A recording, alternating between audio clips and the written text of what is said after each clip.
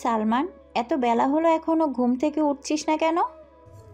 মা, আর একটু ঘুমোতে দাও আমায়। এত সকালে কেন আমাকে ডাকতেছ? বেলা 10টা বাজতে চললো, তোর কাছে এখনো এত সকাল, তাই না? তাড়াতাড়ি ঘুম থেকে উঠ, তোর বাবা এখন এসে পড়বে। মায়ের কথা শুনে সালমান তাড়াতাড়ি লাফ দিয়ে বিছানায় উঠে বসে।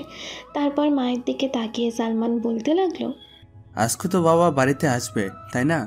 তুমি আমাকে আগে ডাকোনি কেন? সরো সামনে থেকে, তাড়াতাড়ি রেডি হয়ে ভার্সিটি যেতে হবে আমায়। কি বললি? তোকে আগে কেন ডাকিনি? সেই সকাল থেকে তোকে ডেকে আসতেছি, তোর কোনো খোঁজ খবরই নাই। তোকে ডাকলে তুই বলতেছিস বারবার এত সকালে কেন ডাকতেছি তোকে। চুপচাপ গিয়ে ফ্রেশ হয়ে আস, আমি খাবার দিচ্ছি। খাবার খেয়ে তারপর ভার্সিটিতে যাবি। আর যদি খাবার না খেয়ে বাড়ি থেকে বের হয়ে গিয়েছিস, তাহলে এই কতদিনে যা যা করেছিস সব তোর বাবার ভাইকে সব বলবো। তোমাকে কিছু বলতে হবে না, তুমি গিয়ে তাড়াতাড়ি খাবার রেডি করো, আমি এখনই আসছি। খাবার খেয়ে তারপর ভার্সিটিতে যাব। সালমানের মা আর কোনো কিছু না বলে সেখান থেকে চলে যায় নিচে। নিচে গিয়ে সালমানের জন্য একটা প্লেটের মধ্যে খাবার সাজাতে থাকে। বেশ কিছুক্ষণ সময় পর সালমান যখন ফ্রেশ হয়ে একেবারে রেডি হয়ে নিচে আসে, তখন সালমানের মা সালমানের দিকে তাকিয়ে বলল, এই যে দেখো, টেবিলের মধ্যে সব কিছু সাজিয়ে রেখেছি, তাড়াতাড়ি খেয়ে বেরিয়ে যা ভার্সিটিতে। আর ভার্সিটিতে ক্লাস শেষ করে সোজা বাড়িতে আসবি। যদি কোথাও দেরি করেছিস তাহলে তো বুঝিস কি করব। অন্যদিন লেট করলেও আজকে লেট করা যাবে না, কারণ আজকে তো বাবা আর ভাই আসবে। গুড, মনে থাকে যেন। আমি আর কিচ্ছু বলবো না, শুধুই দেখবো। সালমান এবং তার মায়ের কথাবার্তার মাঝখানে সালমানের খাওয়া শেষ হয়ে যায়। সে বের হতে হতে তার মাকে বলল, মা আসছি, সাবধানে দেখো। বাইক সাবধানে চালাবি, আর আসার সময় কোনো কারণে দেরি করবি না। ঠিক আছে মা। তারপর সালমান এইটা বলে সোজা বেরিয়ে যায় বাড়ি থেকে। বাইরে গিয়ে গ্যারেজ থেকে নিজের বাইকটা বের করে সোজা চলে যায় ভার্সিটিতে। ভার্সিটিতে যাওয়ার পর প্রথমে অপুর সাথে দেখা হয়। কি রে আপু, তুই এখন এখানে দাঁড়িয়ে আছিস কেন? 10টার উপরে বাজতেছে, এখনো ক্লাসে যাসনি? অপু সালমানের দিকে তাকিয়ে সালমানের কাছে গিয়ে বলল, ভাই, আজকে আমার প্রথম ভার্সিটিতে এত লেট হয়েছে আসতে। তারপরও স্যার আমাকে ক্লাসে ঢুকতে দেয়নি, সেই জন্য এইখানে বসে আছি। কি করব বল, আমি তো আর ইচ্ছে করে দেরি করিনি, কিন্তু স্যার আমাকে কিছুতেই বুঝতেছে না। কিন্তু তুই এই সময়ে ভার্সিটিতে কি করতেছিস? তুই তো কোনো কারণ ছাড়া ভার্সিটিতে আসিস না, তাহলে আজকে কি করে চলে আসলি? আজকে বাবা আর ভাইয়া কানাডা থেকে ব্যাক করতেছে, আমি ভুলে গিয়েছিলাম। তারপর মা আমাকে এসে ডাক দেয় 10টার সময়। উঠে তাড়াতাড়ি কোনো কিছু না করে শুধু ফ্রেশ হয়ে অল্প একটু খাবার খেয়ে চলে এসেছি। বাবা যদি বাড়িতে এসে দেখে আমি এখনো বিছানায় ভার্সিটিতে আসিনি, তাহলে আমার কি অবস্থা করতে জানি না। সেই জন্য ওইখানে আর দেরি না করে চলে এসেছি ভার্সিটিতে। ও, আমার তো মনেই নেই। তুই তো বলেছিলিস আজকের দিনে আঙ্কেল বাড়িতে আসবে। কি আর করার, এখন চল তাহলে অন্য কোথাও গিয়ে বসি। এখন তো আর স্যার ক্লাসে ঢুকতে দিবে না, তাই না? চল এখানে গিয়ে ফুচকার দোকানে বসি, শুধু শুধু এখানে দাঁড়িয়ে থেকে লাভ নেই। অপু আর কোনো কিছু না বলে সালমানের সাথে হাঁটতে থাকে। সালমানের বাইকটা পার্কিং করে তারপর ওরা গিয়ে ফুচকাওয়ালা মামার দোকানে বসে। ভার্সিটিতে আসলে মাঝে মাঝে এই ফুচকাওয়ালা মামার দোকানে এসে বসা হয়, সেই কারণে ফুচকাওয়ালা মামার সাথে ভালো পরিচিতি রয়েছে ওদের। কেমন আছো সালমান মামা? এইবার অনেকদিন পর ভার্সিটিতে আসলে যে? এতদিন তো কোনো সময় বন্ধ করো না, তাহলে এবার যে এতদিন বন্ধ করলে? কি আর করবো মামা বলো, এতদিন বাবা আর ভাইয়া বাড়িতে ছিল না। আজকে ওরা কানাডা থেকে বাড়ি ফিরতেছে, সেই জন্য ভার্সিটিতে আসতে হয়েছে। যদি ওরা এসে আমাকে বাড়িতে দেখতো তাহলে অবস্থা খারাপ করে ফেলতো, সেই জন্য আজকে ভার্সিটিতে চলে এসেছি। আচ্ছা ঠিক আছে মামা, তোমরা বসো, আমি তোমাদেরকে মুড়িভর্তা বানিয়ে দিচ্ছি। মামা 50 টাকার দিও, বেশি না। ঠিক আছে মামা, তোমরা বসো, দিচ্ছি। ওরা একটা টেবিল নিয়ে বসে পড়ে ওইখানে। ওরা বসার কিছুক্ষণের মধ্যে ফুচকাওয়ালা ওদেরকে 2 প্লেটের মধ্যে মুড়ির ভর্তা দিয়ে দেয়। বেশ কিছুক্ষণ সময় লাগিয়ে ওরা খাবারটুকু শেষ করার পর সালমান বলে উঠল, চলো তাহলে ক্লাসে যাওয়া যাক, এখন হয়তো অন্য স্যারের ক্লাস ঢুকতে পারবো। হ্যাঁ ঠিক বলেছিস, এখানে আর বসে না থেকে চল, তাহলে যেতে পারবো, ক্লাসে ঢুকতে পারবো, আর নয়তো পরবর্তীতে আর ক্লাসে ঢুকতে পারবো না। তারপর ফুচকাওয়ালার বিল দিয়ে ওরা চলে যায় ক্লাসের মধ্যে। ওরা যাওয়ার কিছুক্ষণ আগেই মাত্র ওদের ক্লাস টিচার বের হয়ে গিয়েছিল আগের ক্লাসে। আগে টিচার যাওয়ার কারণে ওদেরকে আর ক্লাসে ঢোকার জন্য বেশি কষ্ট করতে হয়নি। ওরা গিয়ে ওদের ক্লাসে বসে ওদের মতো জায়গা করে নেয়। অপু আর সালমান ওরা একসাথে স্কুল লাইফ থেকে পড়াশোনা করে, সে কারণে একটি ভার্সিটিতে ভর্তি হয়েছে দুইজন। এক একে সবগুলো ক্লাস শেষ করার পর যখন বের হয় বাড়ি যাওয়ার জন্য, তখন বাইকের কাছে গিয়ে সালমান বলল, উঠ বাইকে, তোকে ওই দিক দিয়ে নামিয়ে দিয়ে তারপর চলে যাব আমি। তোর কষ্ট করে ওইদিকে যেতে হবে না, তুই চলে যা বাড়িতে। আজকে তো আঙ্কেল আর ভাইয়া এসেছে, গিয়ে ওদের সাথে কথা বল, সময় দে। তোকে বললাম না বাইকে উঠতে, এত কথা বলিস কেন? তুই জানিস না আমার এত কথা শোনা পছন্দ না। আমার উপরে কারোর কথা বলা আমি পছন্দ করি না। আর কোনো কথা না বলে তোকে যা বললাম তাই কর। অপু আর কোনো কিছু না বলে সালমানের বাইকের পিছনে উঠে বসে, কারণ অপু ভালো করেই জানে সালমান বেশি কথা পছন্দ করে না। সালমান একবার যেটা বলবে সেটা করেই ছাড়বে, সেটা খুব ভালো করেই জানে অপু। সেই কারণে আর কোনো কথা না বাড়িয়ে সোজা বাইকে উঠে বসে। বেশ কিছুক্ষণ সময় পর একটি বাড়ির সামনে এসে বাইকটা থামায়। তারপর অপু বাইক থেকে নেমে দাঁড়ায়। চল বাসায় চল, বাসা থেকে এক গ্লাস শরবত খেয়ে তারপর না হয় বাড়িতে যাস, আজকে অনেক রোদ উঠেছে বাইরে। সরি, আমি এখন যেতে পারবো না। বাড়ি থেকে আসার সময় মাকে বলে এসেছি কোনো জায়গায় দেরি করবো না, পরে আরেকদিন আসবো। তুই চলে যা বাইরে, আর দাঁড়িয়ে থাকিস না। এটা বলে সালমান আর সেখানে বসে না থেকে বাইক স্টার্ট দিয়ে সোজা চলে যায়। বেশ কিছুক্ষণ সময় পর সালমান চলে আসে ওদের বাড়িতে।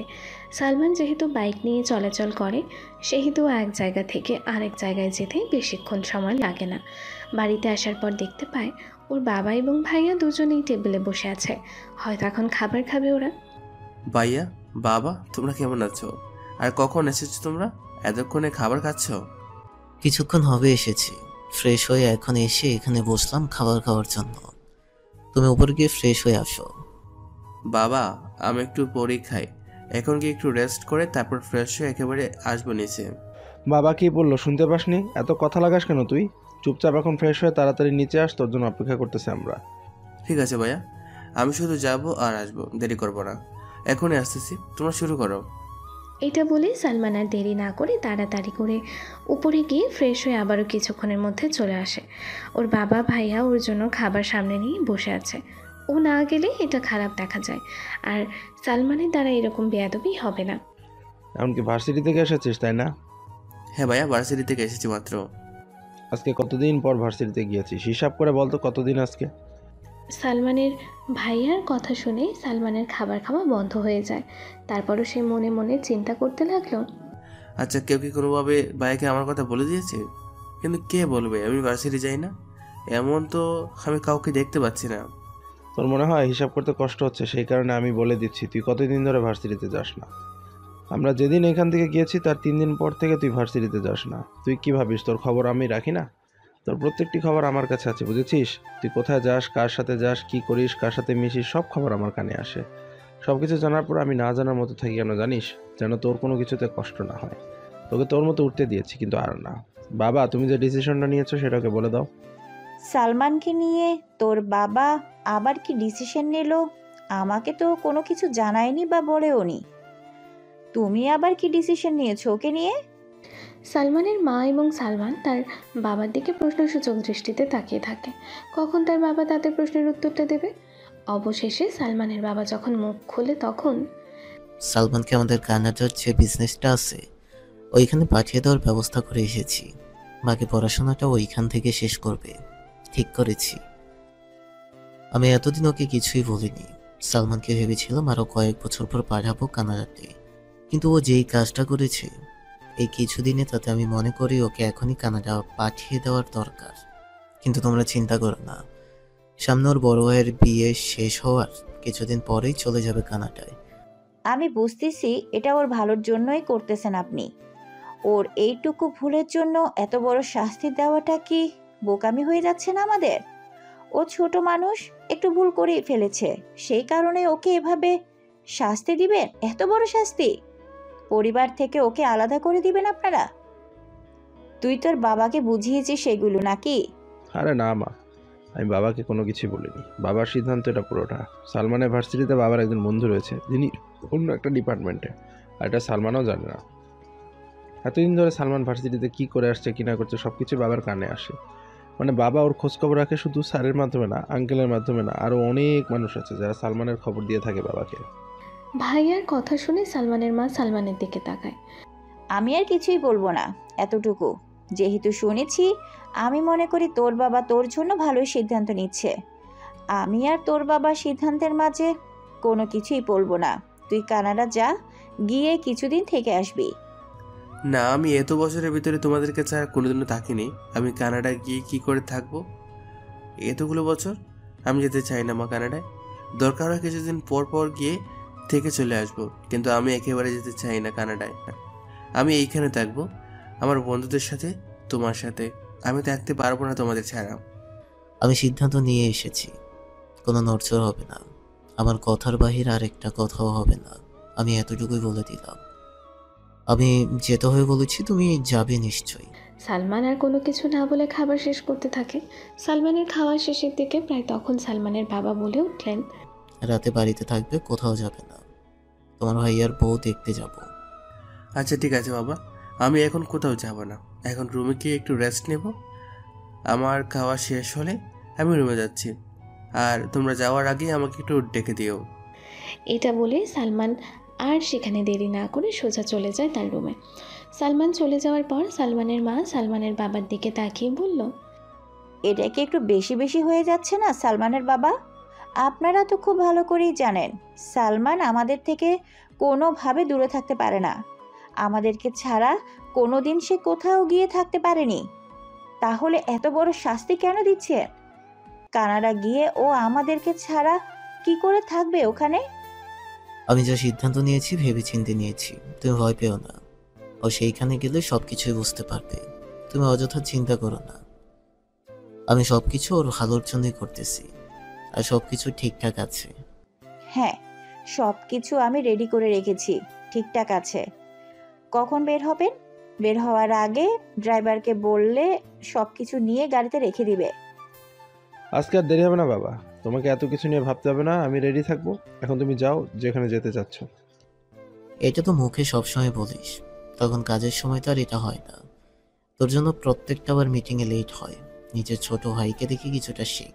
টাইম টু টাইম সব কিছু করে ফেল। ফাঁকিবাজ হলেও এই দিক দিয়ে অনেক এগিয়ে আছে তোর থেকে। আজকে আর এমন হবে না বাবা, আজকে ঠিক টাইমে রেডি হয়ে আমি থাকবো। তাহলে তোমরা যাও রুমে, আমিও যাচ্ছি আমার রুমে। এটা বলে ভাইয়া সেখান থেকে উঠে চলে যায়। ভাইয়া রুমে চলে যাওয়ার পর মা বলে উঠল, আপনি ওকে এভাবে না বললেও পারতেন। ও বড় ভাই, একটু হলেও ছোট ভাইয়ের থেকে বেশি সম্মান প্রাপ্ত। সেখানে আপনি বারবার সালমানের সাথে কেন তুলনা করেন? আপনি এত তো কষ্ট হয় ওর, তাই না? আমি আমার ছেলেকে চিনি, বুঝেছ? আমার দুই ছেলের ভেতর কোনো রকম অহংকার নেই। আমি মানুষ চিনতে ভুল করি না। আমার ছেলে দুইটার ভেতরে একটু অহংকারও নেই। এখন চলো রুমে যাওয়া যাক। একটু রেস্ট করার পর আবার রাত্রে তো বের হতে হবে। আচ্ছা ঠিক আছে, চলুন যাওয়া যাক। এটা বলে ওরা দুজন রুমে চলে যায়। পড়ে থাকে সেখানে ফাঁকা টেবিল। সন্ধ্যা 7টায় উঠে মা প্রথমে যায় ভাইয়ের রুমে। ওখানে গিয়ে, বাবা তাড়াতাড়ি ওঠ, 7টা বেজে গিয়েছে। তাড়াতাড়ি উঠে গিয়ে রেডি হয়ে আস, নয়তো তোর বাবা রাগ করবে। যদি দেখে এখনো রেডি হোসনি, ঠিক 8টার সময় আমরা বাড়ি থেকে বের হওয়ার কথা। ওরা সবাই ঘুম থেকে উঠে গিয়েছে। তোর বাবা সে কখন ঘুম থেকে উঠে গিয়েছে? এখন তোর ছোট ভাইকে ডাকতেছি, যাচ্ছি। তুই তাড়াতাড়ি রেডি হয়ে নিচে যা। তোর বাবা সে কখন থেকে রেডি হয়ে নিচে এসে বসে আছে। ঠিক আছে মা, তুমি যাও, গিয়ে সালমানকে ডাকো। আমি তাড়াতাড়ি রেডি হয়ে নিচে যাচ্ছি বাবার কাছে। মা আর সেখানে কোনো কিছু না বলে সোজা চলে যায় সালমানের রুমে। ওখানে গিয়ে সালমানকে ডাকে, সালমান তাড়াতাড়ি ঘুম থেকে উঠে পড়, 7:30 বাজতেছে। এখন যদি তাড়াতাড়ি ঘুম থেকে না উঠিস তাহলে তোর বাবা কিন্তু রেগে যাবে। পরবর্তীতে আমায় কিন্তু দোষ দিতে পারবি না। ঠিক আছে মা, তুমি যাও, আমি ফ্রেশ হয়ে নিচে আসতেছি। সকলে কি রেডি হয়ে গেছে নাকি? সকালে রেডি হয়ে নিচে বসে আছে, তুই গেলেই বের হব। আমরা সকলে মিলে। আচ্ছা ঠিক আছে মা, তুমি যাও, আমি আসতেছি। আচ্ছা ঠিক আছে, তাহলে আমি নিচে যাচ্ছি, তাড়াতাড়ি চলে আসিস, কিন্তু দেরি করলে তোর বাবা আবার আমাকে বকা দিবে। তুই গেলে কিন্তু আমরা সকলে বের হব, দেরি করিস না একদম। সালমানের মা আর কোনো কিছু না বলে সেখান থেকে বেরিয়ে যায়। সালমান আর দেরি না করে সোজা চলে যায় বাথরুমে। সেইখানে গিয়ে একদম ফ্রেশ হয়ে খুব তাড়াতাড়ি নিচে চলে আসে। সে নিচে এসে দেখতে পায় তার ভাই মাত্র রেডি হয়ে নিচে নামতেছে। এটা দেখে সে তো মায়ের দিকে তাকায়। তখন সালমানের মা বলে উঠল, কি হলো, এভাবে তাকাচ্ছিস কেন? তোকে যদি এই কথা না বলতাম তাহলে তুই আস্তে আস্তে ফ্রেশ হয়ে তারপর রেডি হয়ে নিচে আসতি, তখন আরো বেশি সময় লাগতো। এখন নিচে এসে গেছিস, এখন আমরা তাড়াতাড়ি বের হতে পারবো। তুমি জানো আমি কতটা তাড়াতাড়ি করে সবকিছু করেছি? বাবার বকা খাওয়াবো বলে সবকিছু ফাস্ট করে এসেছি এইখানে। ভালো করেছিস, আমিও খুব তাড়াতাড়ি এসেছি। ওদের কথা বলার মাঝখানে ওদের বাবা উঠে দাঁড়িয়ে বলে উঠল, এখন কি তোমাদের সকলের হয়েছে? এখন কি আমরা চাইলে বের হতে পারি? হ্যাঁ, আমাদের সকলের সবকিছু হয়ে গিয়েছে, আমরা চাইলে এখনই বের হতে পারি। বাবা ওদের জন্য যে গিফট কিনেছিল সেগুলো কোথায়? দাও, আমি নিচ্ছি। সেগুলো তোমাকে নিতে হবে না, সেগুলো আমি আগে থেকে ড্রাইভারকে দিয়ে গাড়িতে রেখে দিয়েছি। এখন তুমি কথা না বলে তাড়াতাড়ি আমাদের সাথে আসো। সালমান এবং সালমানের ভাই ওরা দুজন কোনো প্রকার কথা ছাড়া ওদের বাবা মায়ের পিছনে আস্তে আস্তে হেঁটে চলে যায় বাহিরে গাড়ির কাছে। গাড়ির কাছে যাওয়ার পর ড্রাইভার গাড়িতে বসে, গাড়ি স্টার্ট দেয়। সালমানের বাবা বসে ড্রাইভারের পাশে আর ওরা তিনজন বসে পিছনে। স্যার, তাহলে কি আমি এখন গাড়ি ছাড়বো? হ্যাঁ হ্যাঁ, গাড়ি ছাড়তে পারো। এখন চলো, তোমাকে যেই যেই রাস্তায় বলেছি সেই সেই রাস্তা দিয়ে যেতে থাকো। প্রায় আধা ঘন্টা ড্রাইভ করার পর তারা চলে আসে একটি বাংলো বাড়ির সামনে। সেখানে তারা একে একে গাড়ি থেকে নেমে দাঁড়ায়। তখনই ওপাশ থেকে একজন লোক এবং একজন মহিলা তারা এসে কুশল বিনিময় করে। বন্ধু কেমন আছিস? আসতে কোনো সমস্যা হয়নি তো? আরে না, আসতে কোনো সমস্যা হবে কেন?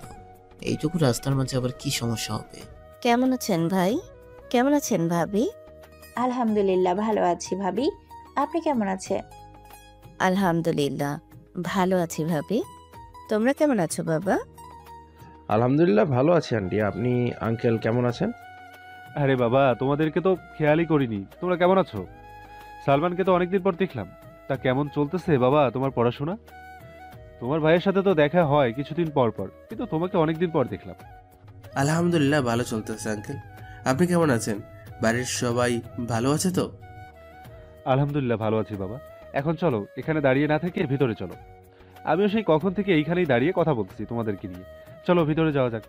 ভিতরে গিয়ে বসে তারপর না হয় কথা হবে একসাথে। আমিও খেয়াল করিনি ভাবি, আপনাকে সে কখন থেকে এখানে দাঁড় করিয়ে কথা বলে যাচ্ছি। চলুন ভিতরে গিয়ে বসে তারপর কথা হবে। তারপর সবাইকে ভিতরে নিয়ে গিয়ে সোফায় বসে তারপর তানহা চৌধুরী বলতে লাগলো, তা বল দোস্ত, তোর কি খবর? কানাডা থেকে কবে ব্যাক করলি ওকে নিয়ে? কানাডা থেকে এসেছি আজকে। আজকে দুপুরে এসেছি, তাই আর লেট করিনি। আমি যাচ্ছি খুব শীঘ্রই ওদের বিয়েটা সেরে ফেলতে। তোকে তো আগেই বলে রেখেছি, আর খুব তাড়াতাড়ি সালমানকে কানাডায় পাঠিয়ে দিব। সালমানকে কানাডায় পাঠাতে চাচ্ছিস কেন? তোরা দুইজন মাত্র আজকে এসেছিস, তাহলে সালমানকে এখন আবার পাঠাতে চাচ্ছিস কেন? ওইখানে একজন পার্মানেন্ট লোক দরকার, যে কিনা রেগুলার অফিসে আসা যাওয়া করবে। সালমানকে সেইখানে পাঠাতে চাচ্ছি, কারণ ওর বড় ভাইয়ের থেকে ও অনেকটা বেশি বোঝে কাজ। অফিস সামলাতে পারে, সালমান খুব ভালো করে, যেটা ওর বড় ভাই পারে না। এতক্ষণ ওদের দুজনের কথা শুনতেছিল সকলে বসে মনোযোগ দিয়ে। তারপর ওদের কথা বলার মাঝখানে বাবা বললে উঠল, আচ্ছা, এই বিষয় নিয়ে অনেক কথা হয়েছে, কিন্তু আমার ছেলের বউকে তো দেখতে পাচ্ছি না। আমার ছেলের বউকে ডেকে নিয়ে আসো তোমরা তাড়াতাড়ি গিয়ে। পারভিন, সুবর্ণাকে গিয়ে নিয়ে আসো, সাথে করে ছোট মেয়েকেও নিয়ে আসো। তারপর পারভিন চৌধুরী আর কোনো কিছু না বলে সাথে করে মাকে নিয়ে চলে যায় সুবর্ণাকে আনতে। বেশ কিছুক্ষণ সময় পর ওরা দুজন মিলে আরও দুজনকে নিয়ে আসে, যাদের মধ্যে একজনের মাথায় ঘোমটা দেওয়া ছিল, অন্যটা ছিল ততটাই উগ্র ছন্ন ছাড়া। মাথার চুল সাজগোজ কোনো কিছুই ঠিক ছিল না। ওরা সবাই এখানে এসে বসার পর তাহার চৌধুরী বলে উঠলেন, সুরভি মামুনি, তোমার এই অবস্থা কেন? ভালোভাবে ফ্রেশ হওনি কেন? বাড়িতে আঙ্কেল আসবে সেটা না তোমাকে বলেছি, তাহলে এভাবে কেন? বাবা, আমার এত সাজগোজ করতে ভালো লাগে না, সেটা তুমি ভালো করেই জানো। আর আঙ্কেলকে তো আমি খুব ভালো করেই চিনি, তাহলে ওনার সামনে আমার সেজে আসতে হবে কেন? তাহার চৌধুরী কিছু বলতে যাবে তার আগে বাবা ওনাকে থামিয়ে দিয়ে বলে উঠলেন, সুরভি মামুনি তো ঠিকই বলেছে, আমাদের সামনে এভাবে সেজে আসতে হবে কেন? আমরা তো বাড়ির মানুষই, তাই না? মামুনি তুমি এসো, আমার পাশে এখানে বসো। ওদের কারোর কথা শুনতে হবে না, তোমার যেটা মন চায় তুমি সেটাই করবে। ভাই, আপনি আর ওকে এভাবে আদর করবেন না। ও অনেকটা বেয়াদব হয়ে গিয়েছে। এখন কারোর সাথে কথা বলে না ঠিকমতো। যাদের সাথে অল্প একটু আধটু বলে তাদের সাথে বেয়াদবি করে। ভাবি এই বয়সে একটু একটু হবে, এমন ওর বয়সটাই কত, এখনো তো ছোট মানুষ, তাই না? বড় হলে সবকিছু ঠিক হয়ে যাবে। আর কবে ঠিক হবে? ক্লাস 10-এ পড়ে এখনো যদি ছোট ছোট করেন আপনারা, তাহলে কি করে হবে? আচ্ছা, এসব কথা পরে হবে। এখন আমার বৌমাকে আন্টিটা পরিয়ে দে। তোমরা থাকতে আমি কেন পড়তে যাব? তোমরাই পড়িয়ে দাও। তুই বিয়ে করবি, তোর বউ তুই দেখবি না? যদিও পছন্দটা আমার, কিন্তু আমার মামুনিকে যে কেউ এক দেখায় পছন্দ করতে বাধ্য হবে। তুইও তাদের বাহিরে না। একবার ঘোমটাটা তুলে দেখে নে, তোর বাবা কাকে তোর জন্য পছন্দ করে নিয়ে এসেছে। ভাইয়া যাও, ভাবিকে গিয়ে আংটিটা পরিয়ে দিয়ে এসো। যা, আমার বৌমা অপেক্ষা করতেছে, গিয়ে আংটিটা পরিয়ে দে। ভাইয়া আর কোনো কিছু না বলে সালমানের পাশে থেকে উঠে আস্তে আস্তে সুবর্ণার সামনে গিয়ে সুবর্ণার পাশে বসে। তারপর সুবর্ণার বাম হাতটা নিয়ে বাম হাতের একটি আঙুলের মধ্যে আংটি পরিয়ে দেয়। আংটিটা পরিয়ে দেওয়ার পর বাবা এবং সুবর্ণার বাবা একসাথে আলহামদুলিল্লাহ বলে ওঠে। তারপর তারা একসাথে অনেক কথাবার্তা বলে ঠিক করে যে 1 সপ্তাহ পর ওদের বিয়ে। এরপর এই তারিখটাই ঠিক থাকলো। রাতে খাওয়া দাওয়া করে যখন ওরা সকলে বেরিয়ে আসছিল, তখন তাহার চৌধুরী এগিয়ে আসে ওদেরকে গাড়িতে তুলে দেওয়ার জন্য। বন্ধু সাবধানে যাস, বাড়িতে গিয়ে আমাকে কল দিস। আরে এইখান থেকে এখানে এতটুকু রাস্তায়, এখানে সাবধানেই যাব, চিন্তা করিস না, কিছুই হবে না ইনশাল্লাহ।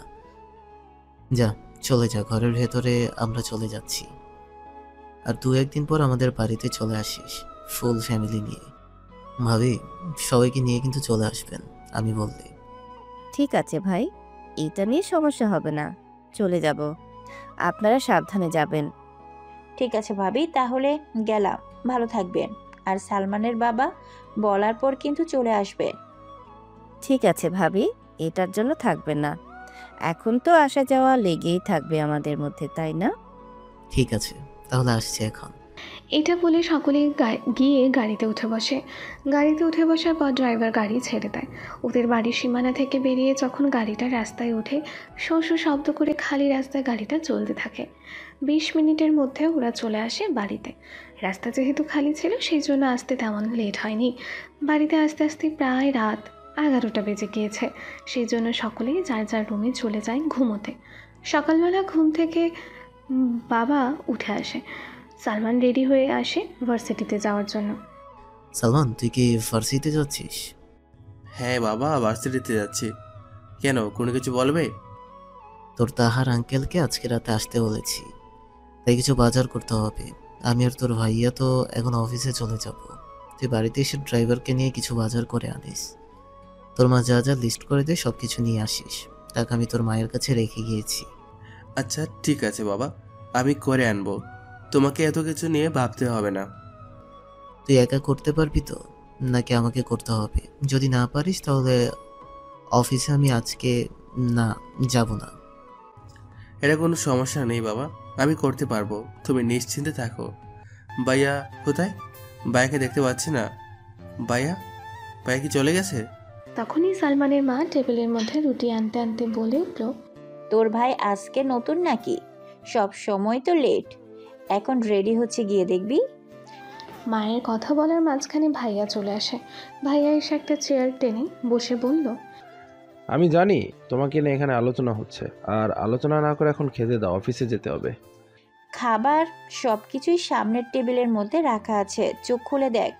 তোকে নিয়ে আলোচনা করেছি, সেটা জানিস। কোন বিষয়ে আলোচনা করেছি এটাও জানিস। আমি সেলিব্রিটি মানুষ, আমাকে নিয়ে তোমরা আলোচনা করবে, এটাই স্বাভাবিক, তাই না? ওকে, এখন আর কথা না বলি, তাড়াতাড়ি খাবার শেষ করি, না হলে বাবা আবার রাগ করবে। তারপর সেখানে সবার নাস্তা শেষ করে যার যার মতো ভার্সিটিতে আর অফিসে চলে যায়। বাড়িতে শুধু থেকে যায় তাদের মা। বাড়িতে বসে বসে সকল বাজারের লিস্ট করে ফেলে। দুপুর 2টায় সালমান ভার্সিটি থেকে এসে সালমানের মায়ের কাছ থেকে সেই লিস্টটা নিয়ে ড্রাইভারকে না নিয়ে অপুকে সাথে করে নিয়ে চলে যায় বাজারে। আমি না আসলেও একা বাজার করতে পারতি সব কিছু। বাবা বলেছিল আসার সময় যেন ড্রাইভারকে নিয়ে আসি। আমি ড্রাইভারকে আনিনি, তোকে নিয়ে এসেছি। আমাকে এতটা বোকা ভাবিস না, আমি আগেও বাজার করেছি, বুঝেছিস? হ্যাঁ ভাই, বুঝতে পেরেছি, তুই অনেক চালাক মানুষ। তারপর ওরা আর কোনো কথা না বলে লিস্ট অনুযায়ী বাজার করে সোজা বাড়িতে চলে আসে। রাতে তাহার চৌধুরী এবং তার পরিবার চলে আসে ওদের বাড়িতে। ওদেরকে এগিয়ে আনার জন্য বাইরে গিয়ে দাঁড়িয়ে থাকে সালমান এবং সালমানের বাবা আর ভাইয়া। ওদের গাড়ি আসার পর গাড়ি থেকে যখন তাহার চৌধুরী নামে তখন সালমানের বাবা এগিয়ে গিয়ে, আসতে কোনো অসুবিধা হয়নি তো তোদের? ওই প্রশ্নটা আমি ওই দিন করেছিলাম, কিন্তু তোর উত্তর কি ছিল? এইটুকু রাস্তার মধ্যে কি অসুবিধা হবে আজকে, এটাই আমার উত্তর, বুঝেছিস? আমার কথা আমাকে ফিরিয়ে দিচ্ছিস তাই না? ভাবি, আপনি কেমন আছেন? ভালো আছেন? আর আমার মামুনিরা কোথায়? আলহামদুলিল্লাহ ভালো আছি ভাই। আপনি আর ভাবি কেমন আছেন? ওরা দুইজন ওই পাশে নেমে দাঁড়িয়েছে। আলহামদুলিল্লাহ সকলে ভালো আছে। আসুন ভেতরে আসুন, সকলে গিয়ে বসি। কেমন আছেন আঙ্কেল আন্টি? তাহার চৌধুরী আর পারভিন চৌধুরী সালমান এবং তার ভাইয়ের সাথে কথা বলে চলে যায় ভিতরে। যাওয়ার সময় বাবা বলে যায় সালমান এবং তার ভাইয়াকে, সালমান, সুবর্ণা, সৌরভকে গিয়ে এগিয়ে নিয়ে আয়। ওইদিকে বাগান দেখছে ওরা। আমরা ঘরে যাচ্ছি, ওদেরকে নিয়ে ঘরে আসো। ঠিক আছে বাবা, আমরা এক্ষুনি আসছি, তোমরা যাও, আমরা ওদেরকে গিয়ে নিয়ে আসি। বাবা আর কোনো কিছু না বলে চলে যায় ওদের দুজনকে নিয়ে। ওরা চলে যাওয়ার পর ভাইয়া এসে সালমানকে বলে, সালমান ভাই, আমার একটা কথা রাখ, সুবর্ণার সাথে আমাকে একটু আলাদা কথা বলার সময় করে দে। ঠিক আছে, দিতে পারি, কিন্তু এতে আমার লাভ কি বলো? তুমি তো বাবির সাথে কথা বলতে পারবে, এটাই তোমার লাভ। কিন্তু তোমাকে যে আমি সে ব্যবস্থা করে দেব, এতে আমার কি লাভ? তুই যা চাবি তাই দিব, এখন বল তোর কি চাই। আমার কানাডা যাওয়া থেকে তুমি আটকাবে। তোমায় বাবাকে বুঝিয়ে বলতে হবে আমাকে যেন কানাডা না পাঠায়। মানতে পারবা এই শর্ত? অসম্ভব, এটা আমার দ্বারা সম্ভব না, কারণ বাবা আগে থেকে ডিসিশন নিয়েছে, এতে আমি আর কোনো বাধা দিতে পারবো না। এটা আমি করতে পারবো না, সরি রে। চল তাহলে ঘরে যাওয়া যাক। ঠিক আছে চলো, তোমাকে বাবার সাথে কথা বলে আনি। জানি এটা তোমার দ্বারা সম্ভব না, তারপরও তোমাকে বলেছিলাম। তারপর ওরা দুজন আর কোনো কথা না বলে চলে আসে সুবর্ণা এবং সুরভিদের কাছে। বাবি, ভাইয়া আপনার সাথে আলাদা একটু কথা বলতে চায়, আপনি কি যেতে পারবেন ভাইয়ের কাছে? সালমানের এমন ডিরেক্ট কথায় সালমানের ভাইয়া সালমানের দিকে রাগীভাবে তাকায়। সালমান সেটাকে পাত্তা না দিয়ে সুরভির দিকে তাকিয়ে সুরভিকে বলে উঠল, সুরভি, তুমি যদি কিছু মনে না করো তাহলে এইখান থেকে একটু চলে আসো, ওরা একটু কথা বলতে চাই আলাদাভাবে। আমরা ওদের মাঝে না থাকি, একটু দূরে এসে দাঁড়াও, ওদেরকে কথা বলার সুযোগটা দাও। সুরভি কোনো কিছু না বলে ওদের থেকে কিছুটা দূরত্ব বজায় রেখে চলে আসে। সালমান চলে আসার পর সালমানের ভাইয়া কিছুটা এগিয়ে সুবর্ণার কাছে দাঁড়ায়। আর এইদিকে সুরভি আর সালমান একসাথে দাঁড়িয়ে সুরভিকে সালমান প্রশ্ন করে, তুমি এবারে ক্লাস 10-এ তাই না? হ্যাঁ।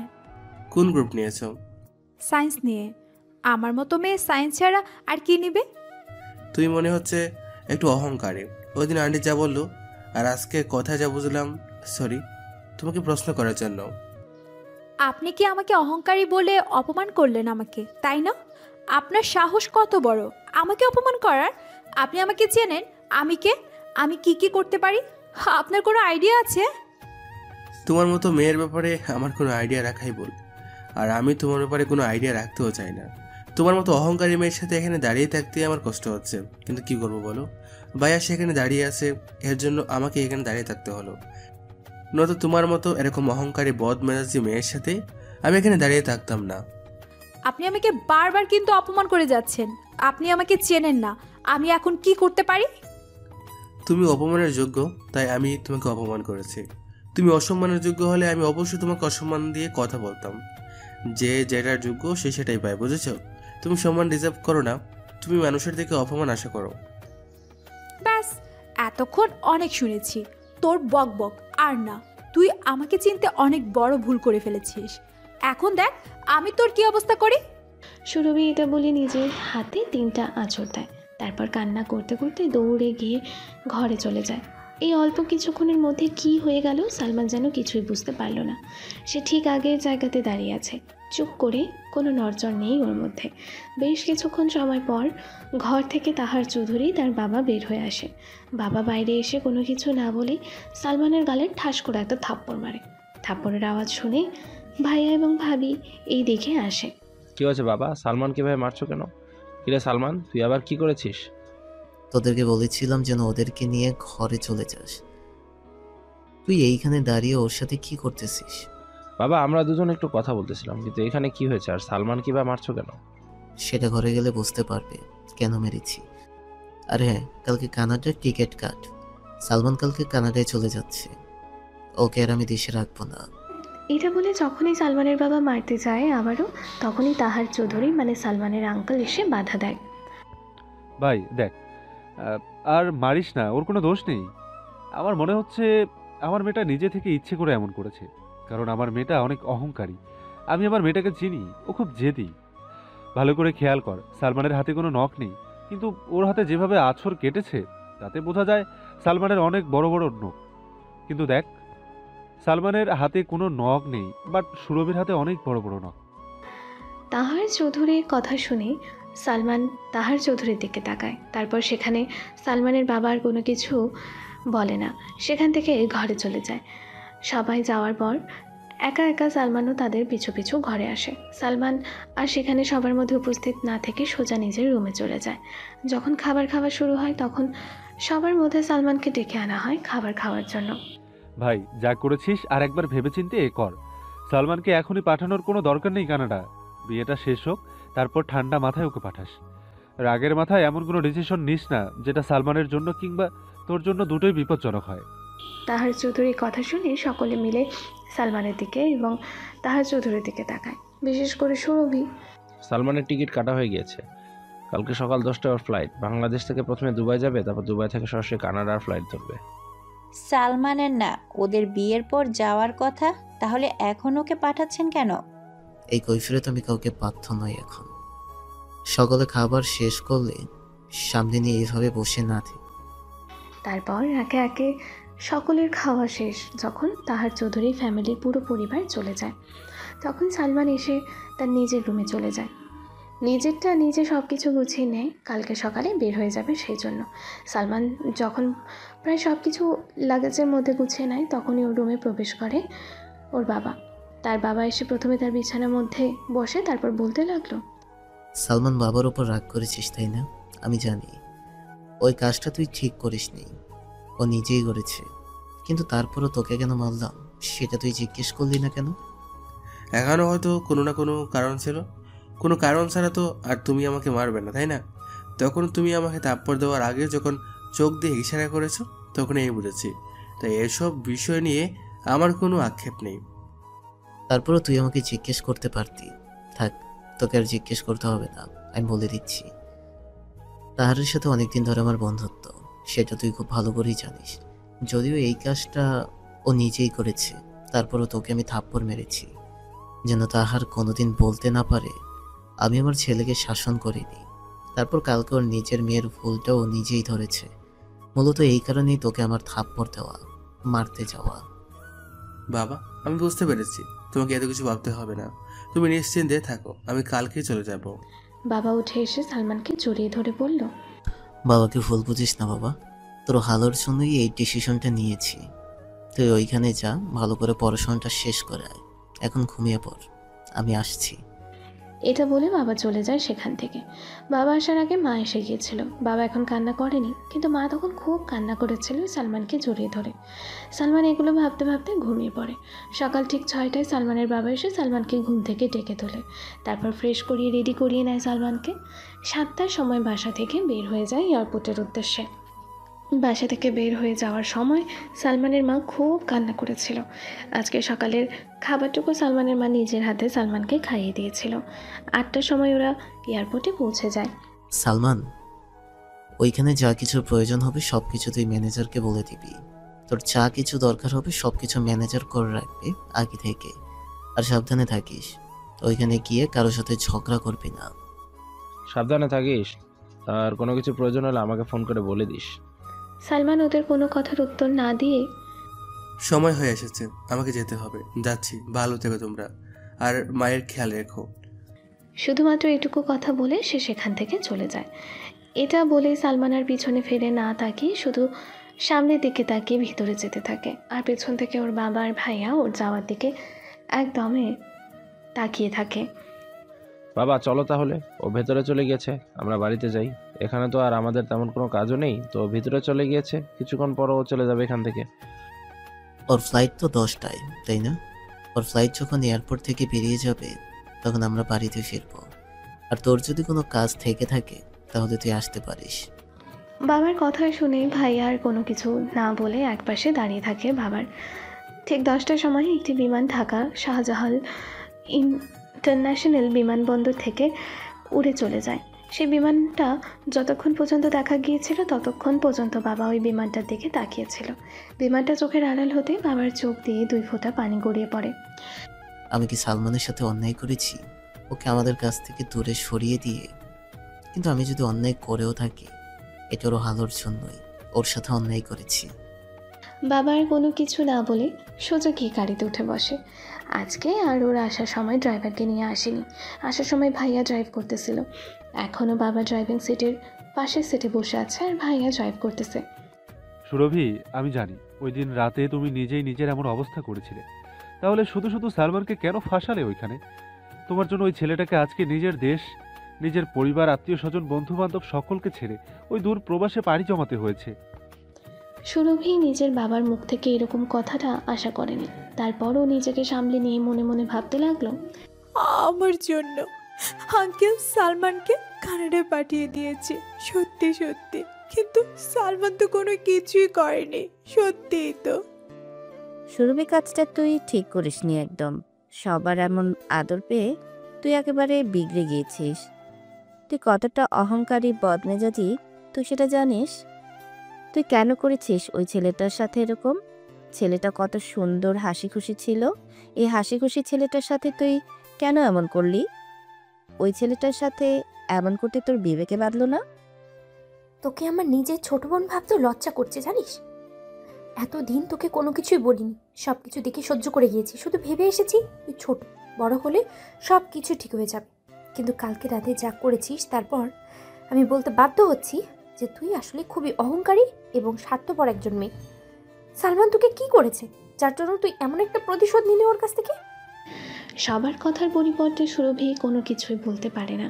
সে শুধু চুপচাপ সকলের কথা শুনে চলেছে, কারণ ওর কাছে বলার মতো কোনো ভাষাই ছিল না। সত্যি তো, সে কি বলবে? এখানে তার বলার মতো কোনো কিছুই নেই। বাবা, মা, আমাকে মাফ করে দাও। আমি আর কখনো এমন করব না। আমি নিজেকে শুধরে নিব। আমি বুঝতে পেরেছি আমি অনেক বড় ভুল করে ফেলেছি। তোমাদের কাছে ক্ষমা চাওয়া ছাড়া এখন আর আমার কোনো কিছু করার নেই। আমাদের কাছে ক্ষমা না চেয়ে যার সাথে এরকম একটা নিকৃষ্ট কাজ করেছে তার পরিবারের কাছে ক্ষমা চাও। ওর প্রতি ওর পরিবারের ভুল বা ধারণাটা ভেঙে দাও। যদি ওর ফ্যামিলি তোমাকে ক্ষমা করে তাহলে আমি আর কোনো কিছুই বলবো না। আর হ্যাঁ, এগুলো এখন বলার দরকার নেই। বিয়ের পর তুমি সময় করে ওদেরকে বুঝিয়ে মানিয়ে নিও তোমার মতো করে। এটা বলি সেখান থেকে তাহার চৌধুরী চলে যায়। তাহার চৌধুরী চলে যাওয়ার পেছন পেছন তাহার চৌধুরীর ওয়াইফ সে নিজেও চলে যায়। ওরা দুজন চলে যাওয়ার পর সুবর্ণা সে নিজেও চলে যায়। শুধু এখান থেকে যায় সুরভি। সময় কখনোই কারোর জন্য থেমে থাকে না। যেমন আজকে ভাইয়া আর ভাবির বিয়ের 5 বছর হতে চলল। এই 5 বছরে অনেক কিছুই ঘটেছে। ভাইয়া এবং ভাবির ফুটফুটে একটি মেয়ে সন্তান হয়েছে। তার বয়স মাত্র 3 বছর। তার নাম রেখেছে সাবিহা, সালমানের নামের সাথে মিলিয়ে রেখেছে। মাম্মা, চাটু তল দিতে। সুবর্ণা থেকে এখন ভাবি নাম দেওয়া হয়েছে। তোমার চাচু কল দিয়েছে। সাবিহা নিজের মায়ের কথাই উপর নিচ মাথা ঝাঁকায়। তার মানে হ্যাঁ। ভাবি আর কোনো কিছু না বলে সোজা ফোনটা হাতে নিয়ে, হ্যালো সালমান, কেমন আছো? তোমরা আমাকে ভালো থাকতে দিচ্ছ কোথায়? তোমরা আবার কি শুরু করেছো? এখনই তোমরা আমার জন্য আবার বউ দেখতে গিয়েছো কেন? আমি তোমাদেরকে না করে দিয়েছি একেবারেই যে আমি এখন বিয়ে করব না এখন। তারপরও তোমরা কেন আমাকে এভাবে ডিস্টার্ব করছো? আজকে হোক কিংবা কালকে বিয়ে তো তোমাকে করতেই হবে, তাই না? সো 2 দিন আগে করে নেওয়াটাই ভালো। আমি এখন বিয়ে করতে চাই না ভাবি। তুমি মা বাবাকে বোঝাও। আমি বাবাকে কিছু বলতে পারছি না। আমার কথা বাবা কিছুতেই শুনছে না। তুমি বাবাকে বোঝাও আমি এখন বিয়ে করব না। আমি কেন বাবাকে বোঝাতে যাব? বাবাকে বিয়ের বুদ্ধিটা আমি নিজেই দিয়েছি, তাহলে আমি কেন বোঝাতে যাব? তোমাকে এত বছর ধরে বলতেছি বাড়িতে আসো বাড়িতে আসো। তোমার 3 বছরের এটা একটা ভাতিজি হয়েছে, তাকে একবার দেখার জন্য হলেও তুমি আসতে পারতে বাংলাদেশে, কিন্তু একবারও আসোনি তুমি। সেই জন্য আমরা ঠিক করেছি তোমাকে বিয়ে করিয়ে তারপরেই দেশে নিয়ে আসবো। কিন্তু ভাবি আমি তো এখন বিয়ে করব না। আমি বিয়ে করতে চাচ্ছি না। তোমরা শুধু শুধু কেন আমার উপর এতটা অত্যাচার করতেছো? ভাবি আর সালমানের কথা বলার মাঝখানে চলে আসে বাবা। সুবর্ণা, তোমায় কি সালমান কল দিয়েছে? হ্যাঁ বাবা, সালমান আমাকে কল দিয়েছে। সে কখন থেকেই বলে যাচ্ছে ও নাকি বিয়ে করবে না। আপনাকে বোঝানোর জন্য আমায় বলছে। ফোনটা আমার কাছে দাও, ওর সাথে আমি কথা বলতেছি। তুমি যাও, সাবিহাকে গিয়ে দুপুরের খাবারটা খাওয়াও। ও কিছুক্ষণ আগে আমাকে বলতেছিল ওর খিদে পেয়েছে। আর ওই যে তোমার জন্য এখানে ফুচকা নিয়ে এসেছি। এখন দাও ফোনটা আমার কাছে দাও, ওর সাথে আমি কথা বলতেছি। ভাবি আর কোনো কিছু না বলে বাবার হাতে মোবাইলটা ধরিয়ে দিয়ে চলে যায় এখান থেকে। তোর ভাবিকে কি বলতেছিলি এখন বল, আমায় বল। বাবা তোমরা কেন বুঝতে চাচ্ছ না? আমি এখন বিয়ে করতে চাচ্ছি না। আমার লাইফ পুরোটা সামনে পড়ে আছে। আমি আরও পরে বিয়ে করি। তোমরা কেন আমার সাথে এমন করতেছো? আমি এখন বিয়ে করতে চাচ্ছি না একদমই। তোর জন্য অলরেডি মেয়ে আমরা চয়েস করে এসেছি। এখন তুই কানাডা থেকে আসলে মেয়েকে দেখবি, তারপর আমরা পাকা কথা বলবো। আর হ্যাঁ, ম্যানেজার অবশ্যই তোকে বলেছে ওইখানে কালকে তুই বাংলাদেশে ব্যাক করতেছিস। তোর টিকিট কাটা সব কিছু হয়ে গিয়েছে, তোর প্যাকেজিং সব কিছু হয়ে গিয়েছে। এখন কথা না বলে কালকে বাংলাদেশে আসার প্রস্তুতি নেই। কিন্তু বাবা হঠাৎ করে বাংলাদেশে যেতে বলতেছো কেন? আমি তো এখানে মাত্র পড়াশোনাটা শেষ করেছি। বিজনেসটা ভালোভাবে বুঝে উঠতে দাও, তারপর বাংলাদেশে আসি। তোকে এত কিছু ভাবতে হবে না, বুঝলি? আর একটু আগে বললাম না যে তোর জন্য মেয়ে চয়েস করে এসেছি। তুই আসলে দেখবি, তারপর তোর পছন্দ হলে পাকা কথা বলবো। আমরা যা কিছু বলার তোকে বলে দিয়েছি। এখন তুই কালকে বাংলাদেশে প্যাক করতেছিস, এটাই আমার লাস্ট কথা। বাবা তোমরা কি শুরু করেছো বলো তো? আমার কথা কিন্তু একটুও দাম নেই তোমাদের কাছে। তোর সব কথার দাম আছে আমার কাছে, কিন্তু তোর এই কথার দাম দিতে গিয়ে আমি কবরে চলে যাব। তারপরে তোর বিয়ে দেখে যেতে পারবো না। তুই প্রস্তুতি নে কালকে বাংলাদেশে আসার। আচ্ছা ঠিক আছে বাবা, তুমি যা বলবে তাই হবে। এখন ঠিক আছে, আমি রাখছি, পরে কথা হবে। এটা বলে সালমান আর দেরি না করে ফোন কেটে ঘুমিয়ে পড়ে। সকালবেলা ঘুম থেকে উঠে দেখে ওর রুমে ম্যানেজার। গুড মর্নিং স্যার, আপনার জন্য সব ব্রেকফাস্ট আমি রেডি করে রেখেছি। আপনি ফ্রেশ হয়ে আসেন, তারপর ব্রেকফাস্ট করে নিন। আপনি এত সকালে এখানে কি করতেছেন? কোনো বিশেষ কাজে এসেছেন নাকি? সে কি স্যার, বড় স্যার আপনাকে বলেনি আজকে আপনার বাংলাদেশে যাওয়ার কথা? বড় স্যার আমাকে দিয়ে সব কিছু করে নিয়েছে বলেছে আপনাকে বলে দিবে, সেজন্য আর আমাকে বলতে হয়নি আপনাকে। এক কথায় আমাকে না করা হয়েছিল যেন আপনাকে ওই সময় কিছু না বলি। সব কিছু নাকি স্যার আপনাকে বলবে? ওহ শিট, কালকে রাতে বাবার সাথে কথা হয়েছে। বাবা বলেছে আজকে আমার বাংলাদেশে যাওয়ার কথা। তাই ফ্লাইট কয়টায়? স্যার বড় স্যার বলেছে 10টার সময় যেন টিকিট কাটি। আমিও ঠিক 10টায় টিকিট কেটেছি। আপনি 10টার সময় কানাডা থেকে বাংলাদেশের উদ্দেশ্যে রওনা হবেন। ম্যানেজারের কথা শোনার পর সালমান আর কোনো কিছু না ভেবে ঘড়ির দিকে তাকিয়ে দেখলো এখন 7:15 বাজে। তারপর ম্যানেজারের দিকে তাকিয়ে বলে উঠল, এখনো তো আমার লাগেজ অনেক কিছু গোছানো বাকি আছে। তাহলে আমি এই সময়ের ভিতরে সব কিছু কী করে করবো? স্যার এসব নিয়ে আপনাকে চিন্তা করতে হবে না। আপনার ফ্যামিলির জন্য যা যা কেনাকাটা করার ইচ্ছে ছিল আপনার বলেছিলেন, সব কিছু আমি কেনাকাটা করে রেখে দিয়েছি। আর আমি সকালে এসে আপনার লাগেজ গুছিয়ে রেখে দিয়েছি। ওই যে ওইখানে মোট আপনার 4টে লাগেজ হয়েছে। ম্যানেজারের ইশারার দিকে তাকিয়ে দেখতে পায় দরজার সাথে 4টা লাগেজ।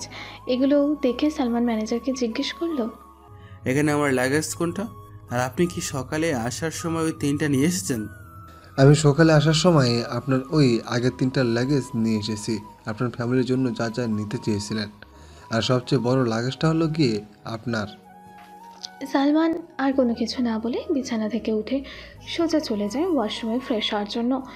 বেশ কিছুক্ষণ সময় পর ফ্রেশ হয়ে ওয়াশরুম থেকে বের হয়ে একেবারে রেডি হয়ে নিচে যায় ব্রেকফাস্ট করার জন্য। আর এই সময়টুকুতে ম্যানেজার সাহেব একে একে সবগুলো লাগেজ গাড়িতে তুলে দিয়ে আসে। 8:30টার সময় ওরা বাড়ি থেকে বের হয়ে ম্যানেজার এয়ারপোর্ট পর্যন্ত সালমানকে এগিয়ে দিয়ে আসে। 9:20-এ সালমান এয়ারপোর্টের ভেতরে ঢুকে যায়। ঠিক 10টার সময় আবারও সেই কানাডা থেকে বাংলাদেশের উদ্দেশ্যে বিমানটি উড়ে যায়। সুবর্ণা তাহারকে বল সবাইকে নিয়ে এখানে এসে যেন রাতে ডিনার করে। বাবা, বাড়িতে কি বিশেষ কোনো কিছু আছে নাকি হঠাৎ করে বাবা মা আসবে? হ্যাঁ তাই তো। আর নয়তো তুমি তো আগে থেকে বলে দাও তোমার বন্ধুকে, তাহলে আজকে এত আর্জেন্ট? এবং বৌমাকে দিয়ে কেন বলাচ্ছেন? সালমান আসছে আজকে। বর্তমানে সে দুবাই আছে। কিছুক্ষণের মধ্যেই দুবাই থেকে প্লেন ছাড়বে বাংলাদেশের উদ্দেশ্যে। বাবার কথা শুনে টেবিলে বসা প্রত্যেকটি মানুষ চমকে ওঠে। সত্যি বলতেছেন? সালমান আমাদের কাছে ফিরে আসছে বাংলাদেশ? হ্যাঁ, ওকে আমি বাংলাদেশে ব্যাক করাচ্ছি আবার। কালকে রাতে ওর সাথে কথা হয়েছিল, আসতে চাচ্ছিল না বাংলাদেশে। আমি জোর করে ওকে এখানে আনাচ্ছি। যাক, অবশেষে 5 বছর পর বাংলাদেশে ফিরতেছেন সালমান। আমি কত করে বলেও ওকে রাজি করাতে পারিনি, আর বাবার এক কথায় রাজি হয়ে গেছে। বাবাকে ভয় পায়, সত্যি বলতে হবে। সেটা তো আরও অনেক আগে থেকে। বৌমা আজকে নতুন না। তোমার হাজবেন্ড আর সালমান তাদের বাবাকে খুব বেশি ভয় পায়। তাহলে তোমরা থাকো, আমি অফিসে যাচ্ছি। অফিস থেকে ওইদিকে একবার সালমানকে নিয়ে তারপর বাড়িতে আসবো। আর বৌমা, তুমি ওদেরকে বলে দিও ফোন করে, আর আমিও বলে দেবো সময় পেলে। ঠিক আছে বাবা, আমি এখনই রুমে গিয়ে ওদেরকে ফোন করে বলে দিচ্ছি। বাবার কোনো কিছু না বলছে এখান থেকে উঠে চলে যায় অফিসের কাছে। ওরা নিজেরাও ওদের খাবার শেষ করে চলে যায় যে যার রুমে। মা চলে যায় সালমানের রুমটা পরিষ্কার করতে, ভাবি চলে যায় ভাবির রুমে ওনার বাবা মাকে ফোন করে জানাতে। হ্যালো মা, তোমরা এখানে সন্ধ্যার সময় চলে এসো কেমন? আজকে হঠাৎ এই সময় বলতেছিস সন্ধ্যার সময় চলে যেতে? আর মাত্র 2 ঘন্টা আছে। কোনো কিছু হয়েছে নাকি ওখানে? কোনো সমস্যা হয়েছে? আমায় বলতে পারিস। আরে মা, তেমন কোনো সমস্যা হয়নি এখানে। সন্ধ্যার সময় সালমান আসতেছে, ও প্রায় চলেই এসেছে, আর কিছুক্ষণের মধ্যে বাংলাদেশে ল্যান্ড করবে। বাবা বলেছে তোমাদেরকে সকলকে এখানে এসে ডিনার করার জন্য। তোমরা কিন্তু সন্ধ্যার আগে এখানে চলে আসবে কেমন? এটা তো অনেক বড় খুশির খবর।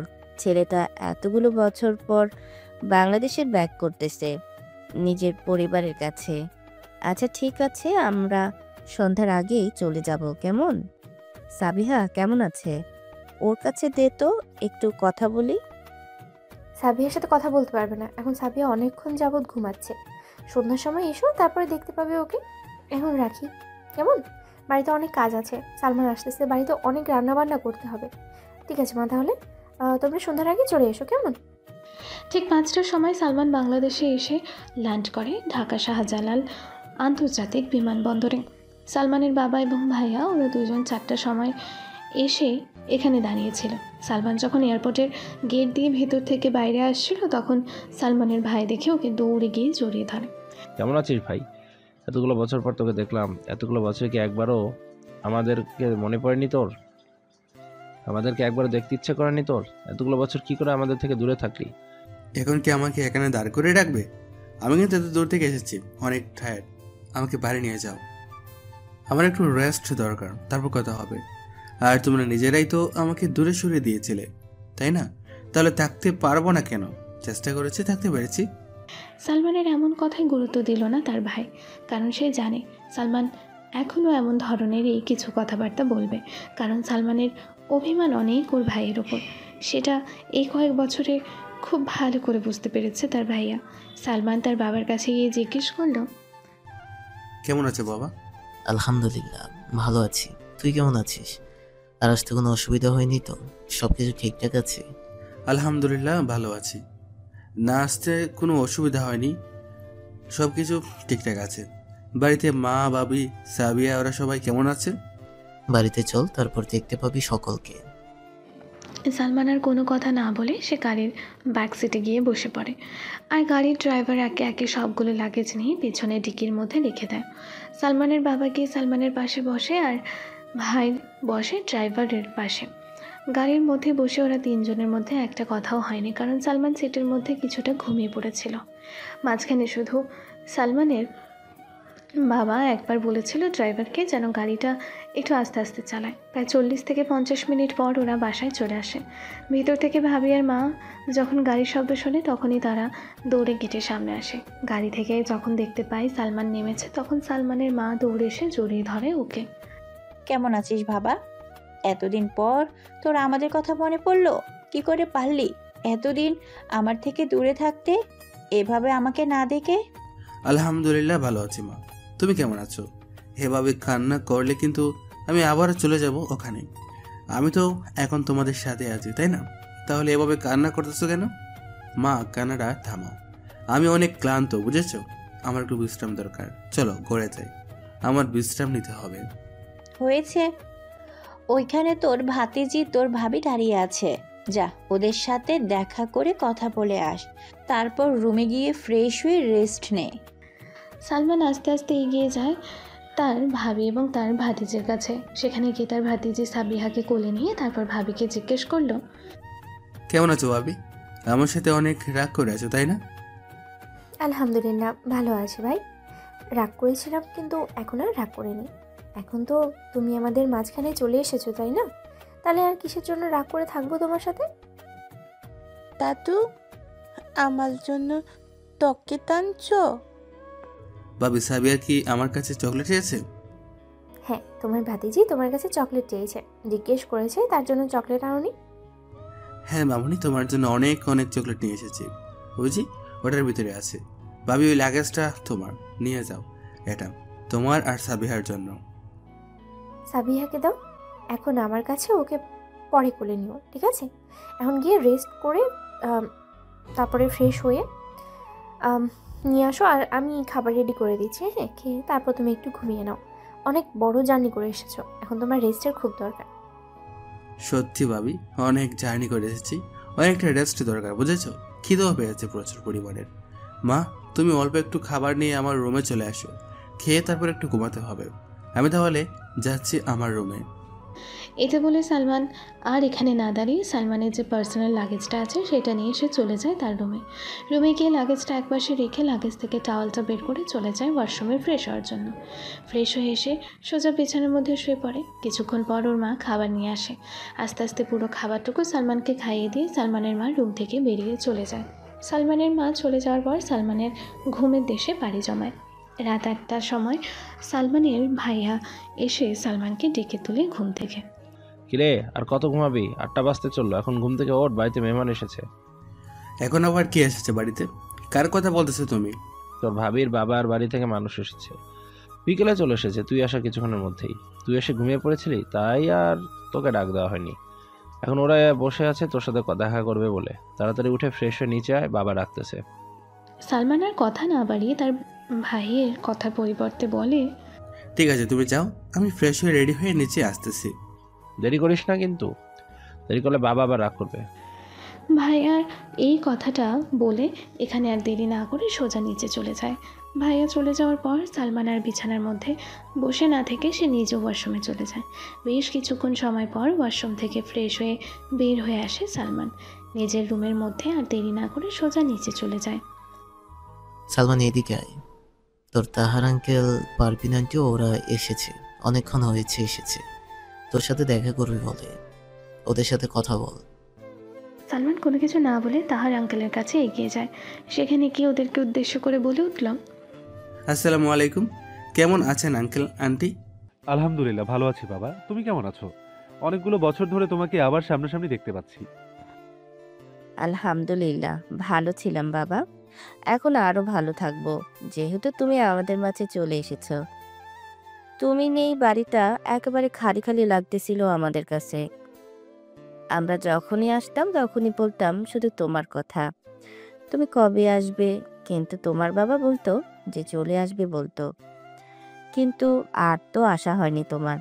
শেষ পর্যন্ত আজকে চলে আসলে তুমি। কি করবো আন্টি বলুন? আমার এখন বাংলাদেশে আসার একটু ইচ্ছা ছিল না। ইনফ্যাক্ট কালকেও আমি জানতাম না যে আজকে আমি বাংলাদেশে আসবো। কালকে রাতে বাবা আমাকে বলতেছে হঠাৎ যে আমি আজকে নাকি বাংলাদেশে আসবো, আসার সব কিছু রেডি। তাই বাবার কথা আর অমান্য করতে পারেনি, তাই বাংলাদেশে আসতেই হলো আমাকে শেষ পর্যন্ত।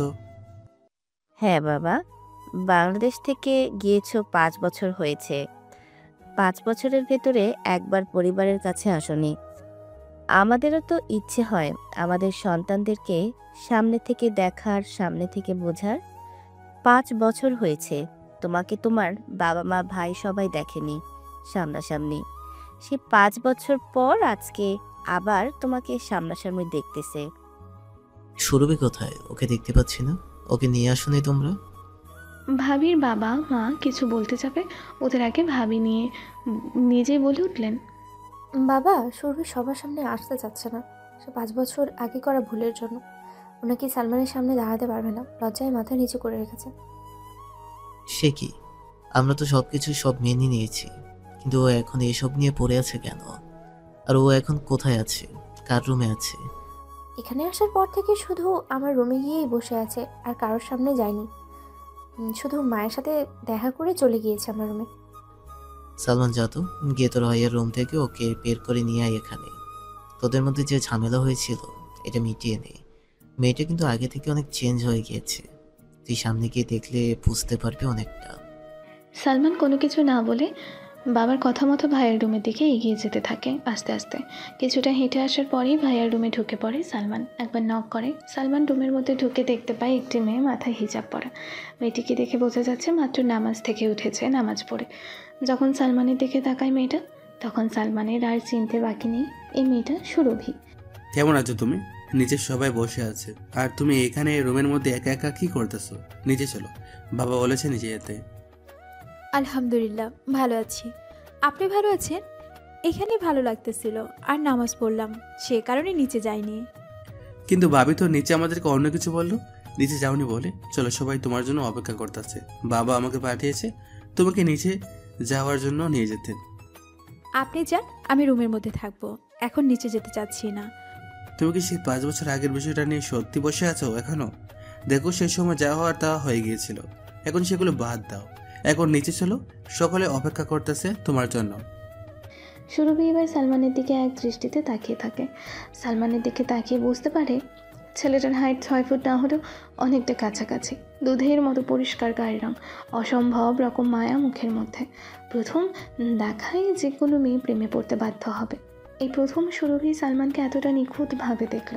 সুরভি যখন এইসব ভাবছিল, তখন সালমানের প্রশ্নে সুরভির ধ্যান কাটে। কি হলো, তুমি কথা বলছো না কেন? তোমাকে কিছু জিজ্ঞেস করেছি, নিচে যেতে বলেছে, আমার সাথে চলো। 5 বছর আগে আপনার সাথে আমি যা যা করেছি এত সহজে ভুলে গেলেন কি করে? ওখানে মনে রাখার মতো কিছু ছিল না, বুঝেছো? তুমি ছোট ছিলে, বুঝতে না তখন। তোমার ভিতরে শুধু আবেগে ভরা ছিল। আর তুমি যেরকম অভিনয় করেছিলে সেটা আমার ফ্যামিলি, আমার বাবা ভাইয়া ওরা প্রথমেই ধরতে পেরেছিল। তারপরেও তারা আমাকে কানাডা পাঠিয়েছিল ইচ্ছা করে। ভাইয়া বাবির বিয়ের পর আমাকে কানাডা যেতেই হতো, কিন্তু বাবা আমাকে একটু তাড়াতাড়ি করে কানাডা পাঠিয়ে দিয়েছিল, যেন বিয়েতে আমার জন্য কোনো সমস্যা না হয় ভাইয়ার। সুরভি সালমানের প্রত্যেকটা কথা মনোযোগ সহকারে শোনে। আচ্ছা, অনেক কথা হয়েছে, এখন নিচে চলো। আমাদের জন্য ওরা সকলে নিচে অপেক্ষা করতেছে। এত কিছুর পরও আমার ক্ষমা চাওয়া ছাড়া আর কোনো কিছু করার নেই। আপনি যদি চান আমাকে যে কোনো শাস্তি দিতে পারেন, আমি সেই শাস্তি নিতে প্রস্তুত আছি। তারপরও আপনি আমাকে ক্ষমা করে দিন। তোমাকে না করেছে না এগুলো নিয়ে ভাবতে? আমি তো বলেছি এগুলো আমি এখনো মনে রাখিনি। ওকে, তুমি মাফ চাচ্ছ তো? ওকে, আমি তোমাকে মাফ করে দিয়েছি। এখন চলো নিচে, সকলে অপেক্ষা করতেছে। এটা বলে সালমান আস্তে আস্তে হাঁটতে থাকে। একটু সামনে গিয়ে দেখে পেছনে ফিরে সুরভি আছে কিনা। যখন দেখতে পায় সুরভি ওর পিছু পিছু আসতেছে, তখন আবারও সামনের দিকে তাকিয়ে হাঁটা শুরু করে। ওরা দুজন নিচে আসার পর বাবা প্রথমে সুরভিকে জিজ্ঞেস করলো, এতক্ষণ কি করতেছিলাম আমাদের রুমের মধ্যে? আমরা সকলে এখানে বসে আছি, কিন্তু তুমি নেই। এইখানে এটা কেমন দেখায়? আমি তো ভেবেছি তুমি আমাদের উপর রেখে আছো। না না আঙ্কেল, আমি আপনাদের উপর রেগে নেই। আমি নামাজ পড়তেছিলাম, সেই কারণেই আসতে দেরি হয়েছে। আচ্ছা ঠিক আছে মামুনি, তুমি এখন আমার পাশে বসো, এখানে এসে বসো। সালমান তুইও বস এখানে। তোকে যে কারণে আমি কানাডা থেকে বাংলাদেশে নিয়ে এসেছি সেই কারণটা তো তোকে জানতে হবে, তাই না? আর সেই কারণটা তুই খুব ভালো করেই জানিস। তারপরও তোকে এখন খোলামেলা হয়ে বলতেছি, তোর জন্য যে মেয়েকে আমরা চয়েস করেছি সেই মেয়েটা আমার আর তাহেরের বন্ধুর মেয়ে। ওকে কালকে আবার আমরা সকলে মিলে দেখতে যাচ্ছি, তুইও যাচ্ছিস আমাদের সাথে।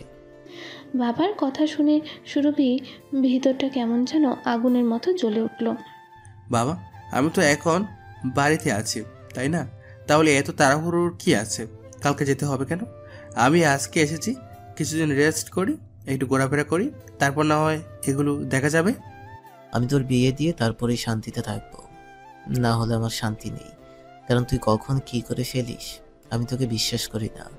এমনও হতে পারে কিছুদিন যাওয়ার পর তুই হয়তো আমাদেরকে না বলে আবার কানাডায় প্যাক করতে পারিস, বলা তো যায় না। তাই আমি কোনো প্রকারের রিস্ক নিতে চাই না। আমি কালকে বলেছি মানে কালকে যেতে হবে, রেডি হয়ে থাকিস, আমার যেন আবার বলতে না হয়। এটা বলে সালমানের বাবা এবং তাহার চৌধুরী সেখান থেকে উঠে বাইরে চলে যায়। মা, তুমি আমাকে একটু বুঝিয়ে বলো না, আমি তো এখন বাড়িতে আছি, তাই না? তাহলে এত তাড়াহুড়ো কেন বিয়ের জন্য? তুমি একটু বাবাকে বুঝিয়ে বলো, বাবা তোমার কথা শুনবে, আমি শিওর। আমি এই কথা বলতে পারবো না তোর বাবাকে। আমারও তো ইচ্ছে হয় তোর বিয়ে হোক, তোর বউ আসুক, তোর ছেলে মেয়ে হোক। আমি তোর বাবার সাথে একমত, আমি তোর বাবার বিরুদ্ধে যাব না।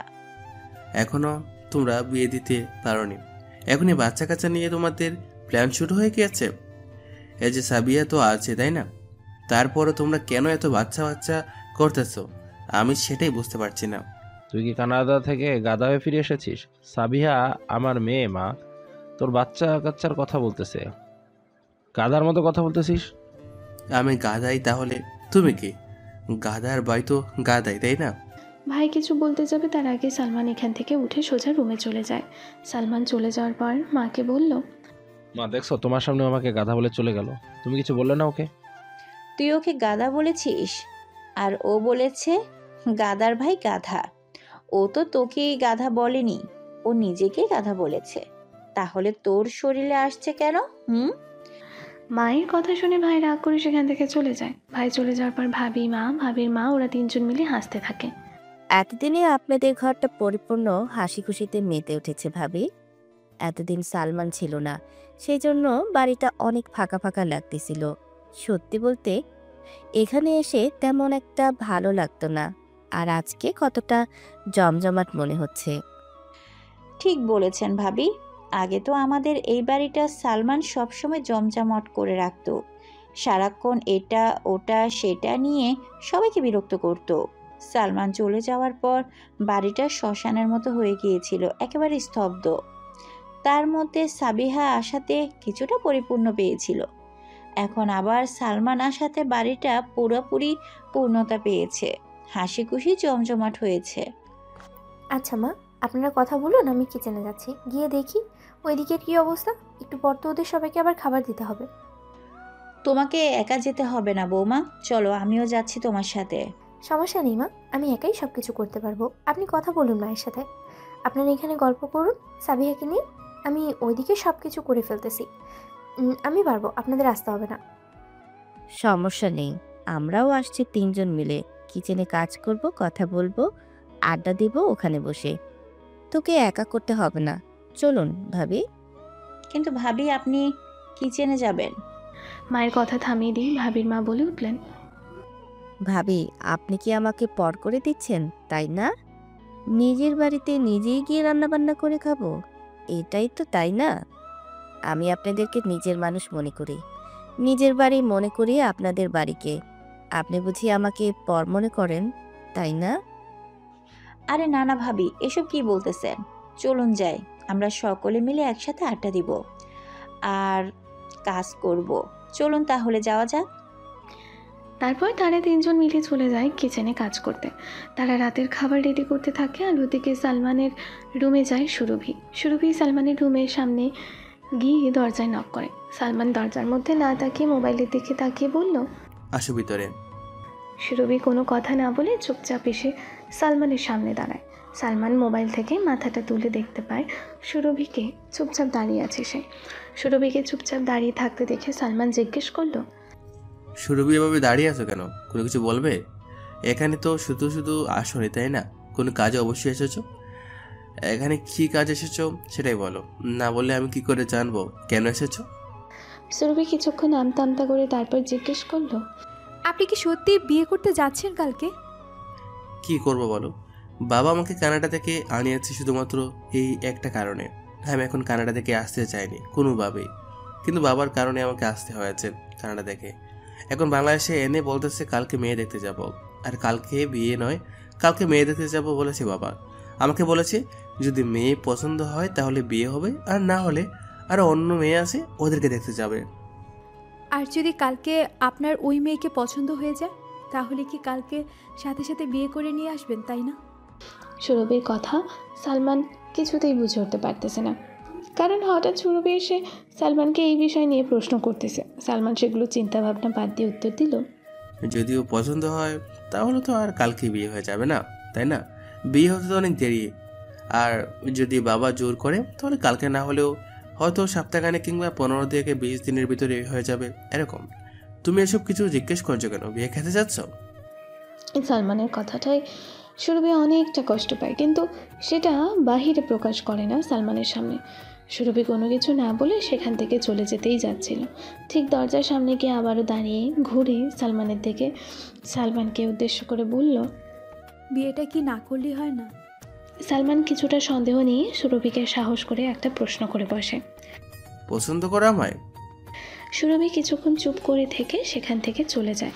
সুরভি চলে যাওয়ার পর সালমান নিজের দিকে তাকিয়ে আয়নার সামনে গিয়ে নিজেই নিজের সাথে কথা বলতে লাগলো। যে মেয়েটা এতদিন আমার সাথে একবারও কথা বলেনি, এই 5 বছরে সেই মেয়েটা কি করে আমাকে ভালোবাসে? আর বিশেষ করে ওই দিন তো ওর জন্যই আমি দেশ ছেড়েছিলাম এত তাড়াতাড়ি। তাহলে ও এখন কি যাচ্ছে? আমি তো কিছু বুঝতে পারছি না। ওর কথা একটু সন্দেহ হয়েছিল, সেজন্য আমি সরাসরি ওকে প্রশ্ন করে বসি। রাত 9:30 সকলকে খাবার খাওয়ার জন্য নিচের দিকে নিয়ে যায় ভাবি। সকলে একসাথে বসে যখন খাবার খাচ্ছিল তখন সালমান তার বাবাকে বলে উঠল, বাবা, আমরা কি মেয়েটাকে দেখতে পরে যেতে পারি? না মানে কালকে না গেলে কি হয় না? আমি তো মাত্র দেশে এসেছি আজকে, আমাকে একটু সময় দাও, আমি নিজেকে একটু গুছিয়ে নিই, এইখানে এই পরিবেশে একটু মানিয়ে নিই, তারপর না হয় সব কিছু নিয়ে ভাবা যাবে। সালমানের বাবা সালমানের দিকে তীক্ষ্ণ নজরে তাকিয়ে থাকে কিছুক্ষণ, তারপর সালমানের দিকে তাকিয়ে সালমানকে জিজ্ঞেস করলো, তোমার মাথায় কিসের প্ল্যান চলতেছে? আমাকে খুলে বলো, কি করতে চাচ্ছ তুমি? আমাকে খুলে বলো। বাবা, আমার মাথায় কোনো প্ল্যান নেই, আর আমি কোনো কিছুই করতে চাচ্ছি না। আমি আজকে মাত্র কানাডা থেকে এসেছি, কালকে মেয়ে দেখতে যাবো। এটা খুব বেশি তাড়াতাড়ি হয়ে যাচ্ছে না? দেখো, আমি তো আর এখন এখান থেকে চলে যাচ্ছি না, তাই না? আমি এখানে আছি, তাই যখন ইচ্ছা তখন আমরা যেতে পারি মেয়ে দেখতে। আমি শুধু তোমার কাছে একটু সময় চাচ্ছি কালকের দিনটা ছাড়া। বাবা কিছু বলতে যাবে তার আগে ভাইয়া বলে উঠল, বাবা, একবার চিন্তা করে দেখো, তোমাকে কথা দিয়ে ও যদি আবার কানাডায় ফিরে যায় তাহলে কি হবে? তুমি ওকে সময় দিবে 10 দিন, 15 দিন, 20 দিন কিংবা 1 মাস। এর মধ্যে যদি সে আবার কানাডায় ফিরে যায় তাহলে তো তুমি আর কখনো ওকে ধরতে পারবে না। আমরা কালকে মেয়ে দেখতে চাই, কোনো নড়চড় হবে না বাবা, বলে দাও ওকে। আমার মনে হয় ও এটাই প্ল্যান করতেছে। সালমান তার ভাইয়ার কথা শুনে তার ভাইয়ার দিকে রাগীভাবে তাকায়। সালমানকে এইভাবে তাকাতে দেখে তার ভাইয়া সুন্দর করে দাঁত বের করে একটা হাসি দেয়। সালমান তার ভাইয়ার দিকে তাকিয়ে মনে মনে বলতে লাগলো, এখন আর আমার হাতে কিছু নেই, তোমাদেরকে কিছু করতে হবে না, সমস্যা নেই, আগাও। আমি চেয়েছিলাম ঠান্ডা মাথায় সব কিছু হ্যান্ডেল করতে, কিন্তু তুমি দিলে না ভাইয়া। সমস্যা তোমাদেরই হবে, বিশেষ করে তোমার বাবার আর আঙ্কেলের। তখন তোমরা কী করো আমিও দেখব, তখন তোমাদের কাহিনী দেখে আমি হাসবো। সালমান মনে মনে এই কথাগুলো ভেবে তারপর ভাইয়ার দিকে তাকে দাঁত বের করে সেও হাসে। এটা দেখে সালমানের ভাই সে নিজের মনে মনে ভাবতে লাগলো, সালমান এইভাবে হাসছে কেন? তার মানে সালমান কি কোনো না কোনো একটা প্ল্যান করছে, তাই না? কিন্তু কি প্ল্যান করতে পারে সে, যেটা আমি বুঝতে পারতেছি না। আমি বলেছি কালকে মেয়ে দেখতে যাব, মানে কালকেই যাব। আমার কথার আর কোনো নড়চড় হবে না সালমান। তুমি কালকে মেয়ে দেখতে যাবে, সো রেডি হয়ে থেকো কালকে। আচ্ছা ঠিক আছে বাবা, তোমার কথা মতোই আমি যাব, তোমাকে আর কোনো কিছু বলতে হবে না। আমাকে নিয়ে টেনশন করতে হবে না, আমি কালকে ঠিক টাইমেই রেডি হয়ে থাকবো। সালমান এটা বলে সেখান থেকে খাবার শেষ করে হাত ধুয়ে চলে যায় তার রুমে। সালমানের যাওয়ার দিকে সুরভি এক ধ্যানে তাকিয়ে থাকে। এতক্ষণ ওদের মধ্যে সব কিছুই শুনতে ছিল সুরভি, কিন্তু কোনো কথাই বলেনি। এখনও কোনো কথা বলেনি, চুপচাপ অর্ধেক খাওয়া প্লেটটা সেখানে রেখে চলে যাচ্ছিল। সুরভি মামনি, খাবার রেখে চলে যাচ্ছ কেন? তুমি তো কিছুই খেলে না, শুধু চুপচাপ বসে থেকেছো। তুমি কি অসুস্থ? না আঙ্কেল, আমি একদম ঠিক আছি। আর খাবার খেতে ইচ্ছে করছিল না। আমি আপুকে বলেছিলাম, তারপরও আপু আমাকে জোর করে এনে এখানে বসিয়েছে। খিদে ছিল না আমার, তারপরে এখানে এসে বসেছি। আমি রুমে যাচ্ছি আঙ্কেল, আপনারা খান। তাই বলে কিছুই খাবেন না সুরভি? তুমি এত বড় রাত না খেয়ে থাকলে তো শরীর খারাপ করবে। আন্টি, আমি খেয়েছি অল্প করে, আমার পেট ভরা, সেজন্য আর খেতে পারিনি। আপনারা খান, আমি রুমে যাচ্ছি আন্টি। এটা বলে সুরভি এখানে না দাঁড়িয়ে সোজা চলে যায় তার রুমে। রুমে গিয়ে নিজের বিছানায় শুয়ে মনে মনে ভাবতে লাগলো, হয়তো কালকে সালমান অন্য কারো হয়ে যাবে। আমি আটকাবো কি করে ওকে? আমাকে যেভাবে হোক ওকে আটকাতে হবে, কিন্তু কি করে আটকাবো? সালমান কি আমার কথা শুনবে? কেন শুনবে? সে আমার কথা 5 বছর আগে। আমি তো ওর সাথে এরকম বাজে একটা কাজ করেছিলাম, জঘন্য কাজ। তাহলে আজকে সে আমার কথা কেন শুনতে যাবে? না, তারপরও আমাকে চেষ্টা করতে হবে। আমি চেষ্টার কোনো কমতি রাখবো না। আমার সালমানকে চাই, আমার যে কোনোভাবেই হোক ওকে আমার চাই, মানে চাই। আমি সালমানকে অন্য কারো হতে দেব না, আমি বেঁচে থাকতে না। এটা বলে সুরভি নিজের চোখের পানিগুলো মুছে তারপর রুম থেকে বেরিয়ে সালমানের রুমের দিকে যেতে থাকে। আজকে সালমানের রুমের সামনে এসে নক না করে দরজা খোলা ছিল, ঢুকে গিয়েছে। সালমান মাত্র ফ্রেশ হয়ে 2 কোয়ার্টার প্যান্ট পরে ওয়াশরুম থেকে বের হয়ে বিছানায় আসে। তখনই ওর চোখ যায় সুরভির দিকে। এত রাতেই সুরভিকে নিজের ঘরে দেখে কিছুটা অবাক হয় সালমান। সুরভি, তুমি এত রাতে আমার রুমে কি করতেছো? কেউ যদি দেখে ফেলে তাহলে কিভাবে, বুঝতে পারছো? তুমি এখন কেন এসেছো আমার রুমে? আপনার সাথে আমার কিছু গুরুত্বপূর্ণ কথা আছে, সেগুলো এখন না বললে হয়তো আর কোনোদিন বলতে পারবো না। আপনার কাছে কি সময় হবে আমার কথাগুলো শোনার মতো? কিন্তু এত রাতে কেন? তুমি তো আমাকে দিনের বেলায় বলতে পারতে, কিংবা কালকে সকালেও বললে তো সমস্যা কি? এত রাতে এখন যদি কেউ দেখে ফেলে আমাদেরকে এই এক গড়ের মধ্যে এত রাতে, তাহলে কি ভাববে? ভাবতে পারতেছো? সুরভি কোনো কিছু না বলে তার ফোনটা হাতে নিয়ে কাকে যেন কল দেয়। বেশ কিছুক্ষণ সময় রিং হওয়ার পর সুরভি বলতে থাকলো, আপু, আমি একটু সালমানের রুমে এসেছি। ওনার সাথে আমার কিছু ইম্পর্ট্যান্ট কথা আছে, সেগুলো বলেই আমি আমার রুমে চলে যাব। এর আগে যেন আমার রুমে কেউ আসতে না পারে, সেই দায়িত্ব তোমার। আমি তোমাকে বলে সালমানের রুমে এসেছি। ওই পাশ থেকে ভাবি কোনো কিছু বলার আগে সুরভি ফোন কেটে দেয়। তারপর গিয়ে সালমানের রুমের দরজাটা বন্ধ করে দিয়ে আসে। সুরভি এসে বিছানার মধ্যে বসে। আচ্ছা, এখন বলো তুমি কি বলতে চাচ্ছ? তোমার কেমন ইম্পর্ট্যান্ট কথা যার জন্য তুমি এখন এই অসময়ে আমার রুমে এসেছো? আমার আপনাকে বলার মতো অনেক জমানো কথা আছে। আপনি ওই চেয়ারটার মধ্যে বসুন, নয়তো বিছানার মধ্যে বসতে পারেন। দাঁড়িয়ে থাকতে কষ্ট হবে আপনার। আপনি বসুন, আমি বলতেছি। সালমান পিছনে তাকিয়ে দেখতে পায় একটা চেয়ার। তারপর চেয়ারটা টেনে কিছুটা সামনে এসে বসে সুরভি সালমানকে বসতে দেখে বলতে শুরু করলো, আপনাকে তো আমার জন্যই বাড়ি থেকে বের হতে হয়েছিল। কোনো কিছু না করো আপনাকে আমার জন্য ফ্যামিলি থেকে দূরে থাকতে হয়েছে। আপনি যেদিন চলে গিয়েছিলেন সেই দিন আমাকে বাড়ি থেকে খুব বকাঝোকা করেছিল। তারপর আপুর ভাইয়ার বিয়ে হয়। বিয়ের কিছুদিন পরে আমি সবাইকে সব কিছু বলেছিলাম। তখন আঙ্কেল আন্টি আমাকে ক্ষমা করে দিয়েছিল। আঙ্কেল বলেছিল উনি আগে থেকে সব কিছু বুঝতে পেরেছিলেন। ওই দিন থেকে আজ পর্যন্ত আমার ভিতরে যতটুকু অনুশোচনা হয়েছে তা ভুলে বোঝাতে পারবো না। ওই দিনের পর থেকে আপনার ব্যাপারে সব খোঁজ খবর নিতে থাকি। আপনার সব খবরাখবর রাখি আন্টির আর আপুর কাছ থেকে। ওইসব করতে করতে কখন যে আপনাকে ভালোবেসে ফেললাম আমি নিজেও বুঝতে পারিনি। যখন বুঝতে পারলাম তখন অনেকটা দেরি হয়ে গিয়েছিল। এই কথাগুলো আপনাকে কখনো বলতাম না, কিন্তু আজকে আর না বলে থাকতে পারলাম না। সেজন্য আমাকে বলতেই হলো। আমি শুধু এইটুকুই বলবো যে আমাকে একটু সুযোগ দিন, বাকিটা আপনার সিদ্ধান্ত।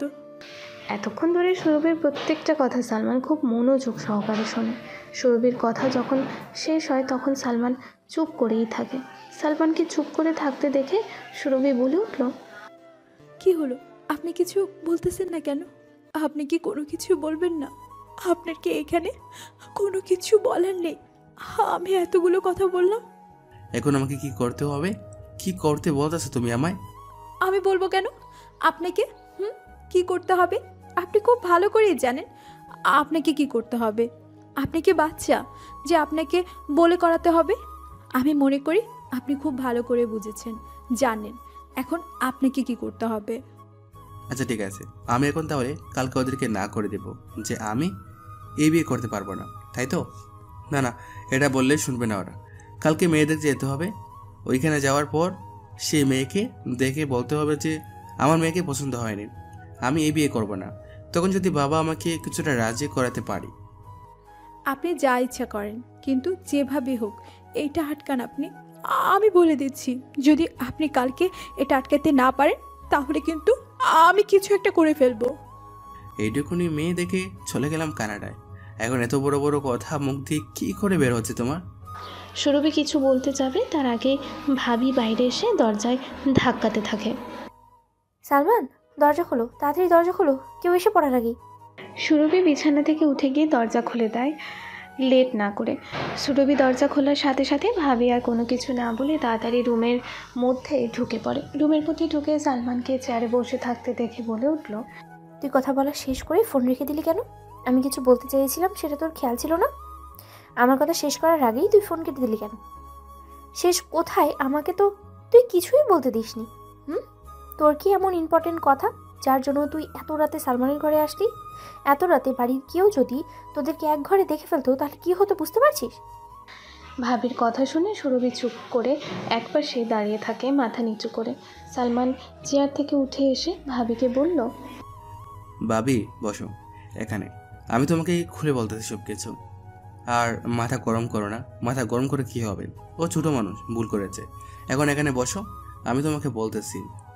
না না সালমান, তুমি বলো। আমি এতক্ষণ আসতে পারিনি, সাদিয়াকে ঘুম পাড়াচ্ছিলাম, সেই কারণে সাদিয়াকে ঘুম পাড়িয়ে রেখে এসেছি। তুমি তাড়াতাড়ি বলো, আমাকে আবার যেতেও হবে। এখন কথা হচ্ছে কালকে মেয়ে দেখতে গিয়ে মেয়েকে না করে দিয়ে আসতে হবে, এটা তোমার বোনের কথা। মানে তোমার বোন চাচ্ছে আমি যেন এই বিয়েটা না করি। এই মেয়ের সাথে সুরভির কি সম্পর্ক? ও কেন এই মেয়েকে তোমার বউ হিসেবে মানতে চাচ্ছে না? আর এই বিয়ে করলে ওর কি সমস্যা এটা বলো? আরে ভাবি, শুধু এই বিয়ে নয়, অন্য কোনো মেয়েকে বিয়ে করি সেটাও চায় না। ভাবি এবার সালমানের দিকে তাকিয়ে তারপর সুরভির দিকে তাকায়, আবারও সালমানের দিকে তাকিয়ে সালমানকে জিজ্ঞেস করলো, সালমান, তোমাদের মধ্যে এইসব কবে থেকে চলছে? তোমার সাথে আমার এত কথা হতো, তারপরেও তুমি আমাকে একদিনও বলোনি তোমাদের সম্পর্কের কথা। আমি কি এতটাই পর ছিলাম তোমাদের কাছ থেকে? আর তুই সুরভি, তুই আমাকে একবারও বলিসনি। আরে ভাবি, তুমি ভুল বুঝতেছো, আমাদের মধ্যে কোনো সম্পর্ক ছিল না, ইনফ্যাক্ট এখনও নেই। তোমার বোন নাকি 5 বছর ধরে আমাকে ভালোবেসে আসতেছে, সেই কারণে ও আমার কাছে আবদার করেছে যেন অন্য কোনো মেয়েকে বিয়ে না করি, এটাই আমি তোমাকে বলতেছি। ও তাহলে এই ব্যাপার, এই জন্যই এত বছর ধরে আমার কাছ থেকে সালমানের ব্যাপারে সব ইনফরমেশন খুঁজে বের করতি। আমিও এতটা গাধা এই 5 বছর সময়ের মধ্যে আমি নিজেও ধরতে পারিনি তোর মনের ভিতরে চলা চিন্তাগুলো। আমি কত বড় গাধা! বড় বোন হয়ে ছোট বোন কি করতেছে না করতেছে এইসবের কিছুই আমি টের পাইনি। এখন তাহলে তোমরা কি করতে চাচ্ছ? আমি আর কি চাইবো, তোমার বোন যেটা চায় সেটাই। তুমি বাবাকে রাজি করাবে, বাবা আমার কথা একটুও শুনবে না। ভাই, আমাকে কেন শুধু শুধু বলির পাঠা বানাচ্ছ? বাবার সামনে আমিও তো কথা বলতে পারি না। বাবাকে তোমরা ভয় পাও, আমিও তো ভয় পাই, তাই না? তোমার ভাইয়াকে বলো, তোমার ভাইয়া সবকিছু ঠিক করে দেবে। না ভাবি, ভাইয়া আরো বড় গাধা। ভাইয়া কখনই বাবার সামনে গিয়ে কথা বলতে পারে না ঠিক মতো এইসব বিষয়ে। আর আমি যদি বলি, এটা তো কখনই বাবাকে গিয়ে বলবে না। দেখো না তুমি আমার সাথে কি করে সারাক্ষণ ঝগড়া করে। তাহলে এখন কি করতে বলতেছো? আমি গিয়ে বাবার সাথে কথা বলি সবকিছু ঠিক করার জন্য? তুমি ছাড়া আর কি আছে যে এইসব নিয়ে কথা বলবে বাবার সামনে? আমি তো বলতে পারতাম, কিন্তু আমি বললে এটা বেয়াদবির মতো দেখায় না। আচ্ছা ঠিক আছে, এখন চিন্তা মুক্ত হও। আমি বাবার সাথে এইসব নিয়ে কথা বলবো, চিন্তা করো না। তাহলে কালকে যাও ওখানে যাওয়ার পরে সব কিছু দেখা যাবে। ওইখানে না গিয়ে তো কোনো কিছু করা যাবে না। আগে ওখানে যাই, তারপর সব কিছু দেখা যাবে। এতক্ষণ ওদের মধ্যে এত কথার মাঝখানেও সুরভি একটা কথাও বলেনি, চুপচাপ দাঁড়িয়েছিল মাথা নিচু দিয়ে ঘরের একটা সাইডে।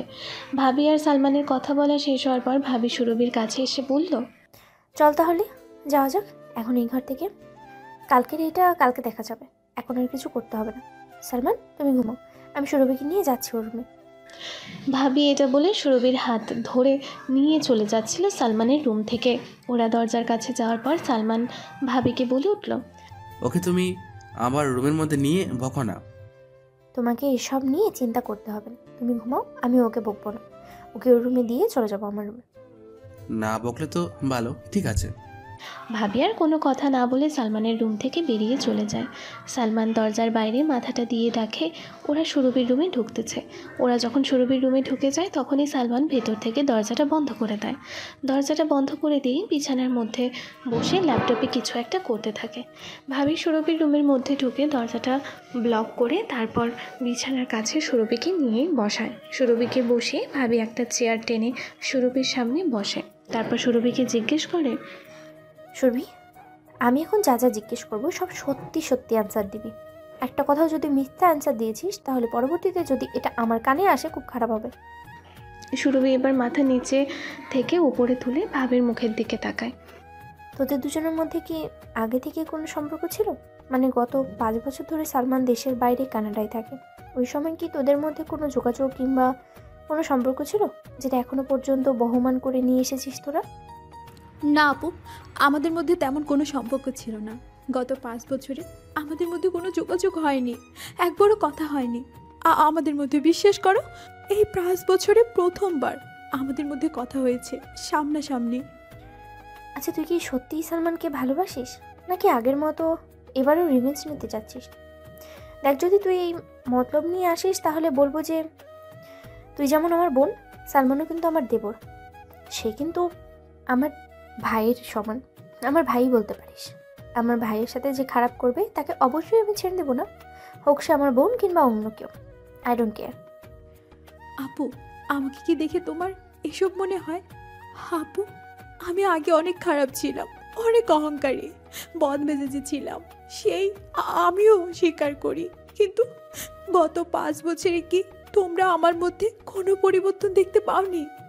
দেখ, আমার বিশ্বাস তুই আগে থেকে অনেক পরিবর্তন হয়েছিস, কারণ সেটা তোকে আমরা সামনাসামনি দেখেই বুঝতে পারছি। এই 5 বছরে তোর মধ্যে অনেক চেঞ্জ হয়েছে, সেটা আমরা লক্ষ্য করেছি।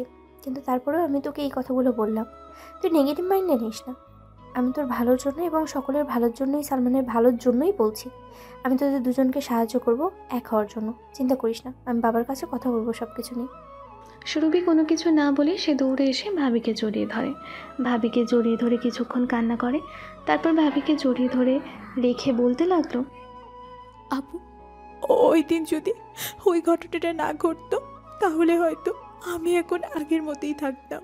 ওই দিনের ওই ঘটনাটা আমার জীবন বদলে দিয়েছে। কিভাবে মানুষের উপকার করতে হয়, মানুষের কাছাকাছি থাকতে হয়, মানুষকে ভালোবাসতে হয়, এটা আমাকে শিখিয়েছে। আমি সত্যি সালমানকে ভালোবাসি, অনেক বেশি ভালোবাসি। ওকে ছাড়া আমি কোনো কিছুই কল্পনা করতে পারি না। ভাবি সুরভির মাথায় হাত বুলিয়ে দেয়। আর কোনো কিছু বলতে হবে না, ঘুমিয়ে পড় এখন। তোর ভাই রুমে হয়তো অপেক্ষা করতেছে আমার জন্য, সব নিয়ে কোনো রকমের দুশ্চিন্তা করবি না। আপু আছে, আপু সব কিছু দেখে নেবে, চিন্তা করিস না। ঘুমিয়ে পড়, অনেক রাত হয়েছে। আমি তাহলে যাচ্ছি এখন। এটা বলে আপু সুরভিকে ওর বিছানা ঠিক করে বিছানার মধ্যে শুইয়ে দিয়ে কাঁথাটা সুরভির ওপর দিয়ে রুম থেকে বেরিয়ে চলে যায়। সকালবেলা সকলেই ঘুম থেকে উঠে টেবিলের মধ্যে বসে নাস্তা করার জন্য। নাস্তা করার মাঝখানে বাবা বলে উঠলেন, তাহার তোকে বাড়িতে যেতে হবে না, তোর আর আমার পাঞ্জাবি তো একই সাইজের, তাই না? তুই গোসল করে আমার পাঞ্জাবি পরে নে, অযথা বাড়িতে যাওয়ার দরকার নেই। কিন্তু আমি চেয়েছিলাম বাড়িতে গিয়ে ফ্রেশ হয়ে তারপর ওইখানে গিয়ে একেবারে আমরা দেখা করতে। ভাই, আপনার বন্ধু যখন বলেছে এখন ফ্রেশ হয়ে নিতে বাড়ি যাওয়ার দরকার নেই, এখানে ফ্রেশ হয়ে নেন, শুধু শুধু কষ্ট করে বাড়িতে যাওয়ার দরকার নেই, তাই না ভাবি? কিন্তু ভাবি, মা, বাড়িতে যাওয়ার দরকার নেই। বাবা যেহেতু না করতেছে বাড়িতে যেও না, একবার এখান থেকে বাড়িতে যাবে, এতটুকু দূরে কষ্ট করে তারপরে আবার ওইখানে যাবে, এত প্যারা নেওয়ার দরকার নেই। এর চেয়ে ভালো একসাথে সকলে মিলে এখান থেকে বেরিয়ে পড়বো। আচ্ছা ঠিক আছে, তাহলে আর বাড়িতে যাচ্ছি না আমরা। এখন সকলে খাওয়ায় মনোযোগ দাও। আর সালমান কোথায়? সালমানকে দেখতে পাচ্ছি না কেন? সালমান এখনো পড়ে পড়ে ঘুমাচ্ছে ভাই।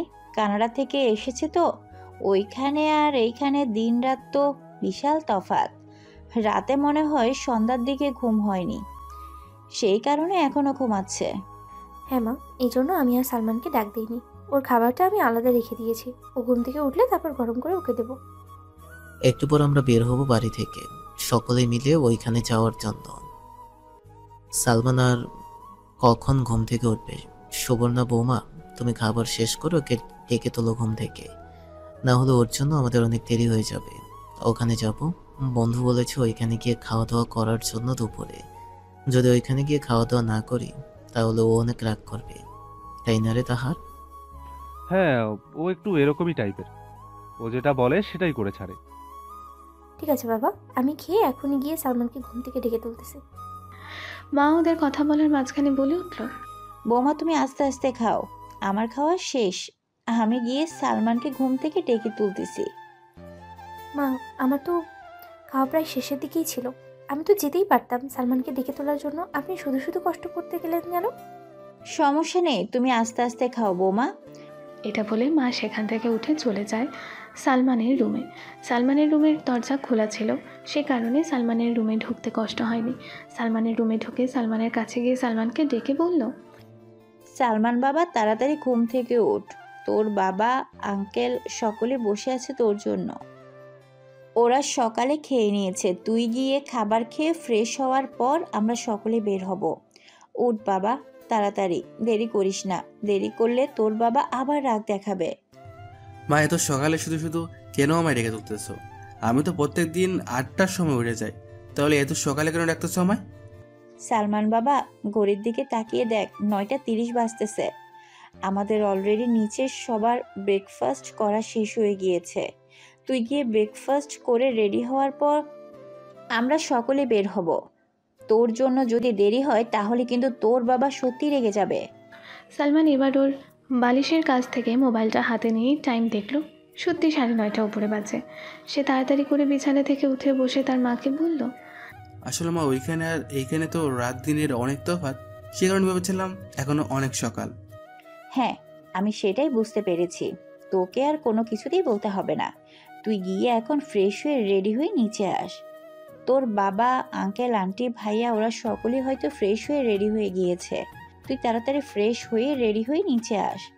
আচ্ছা ঠিক আছে, তুমি যাও, আমি এখনই ফ্রেশ হয়ে রেডি হয়ে নিচে আসতেছি একেবারে।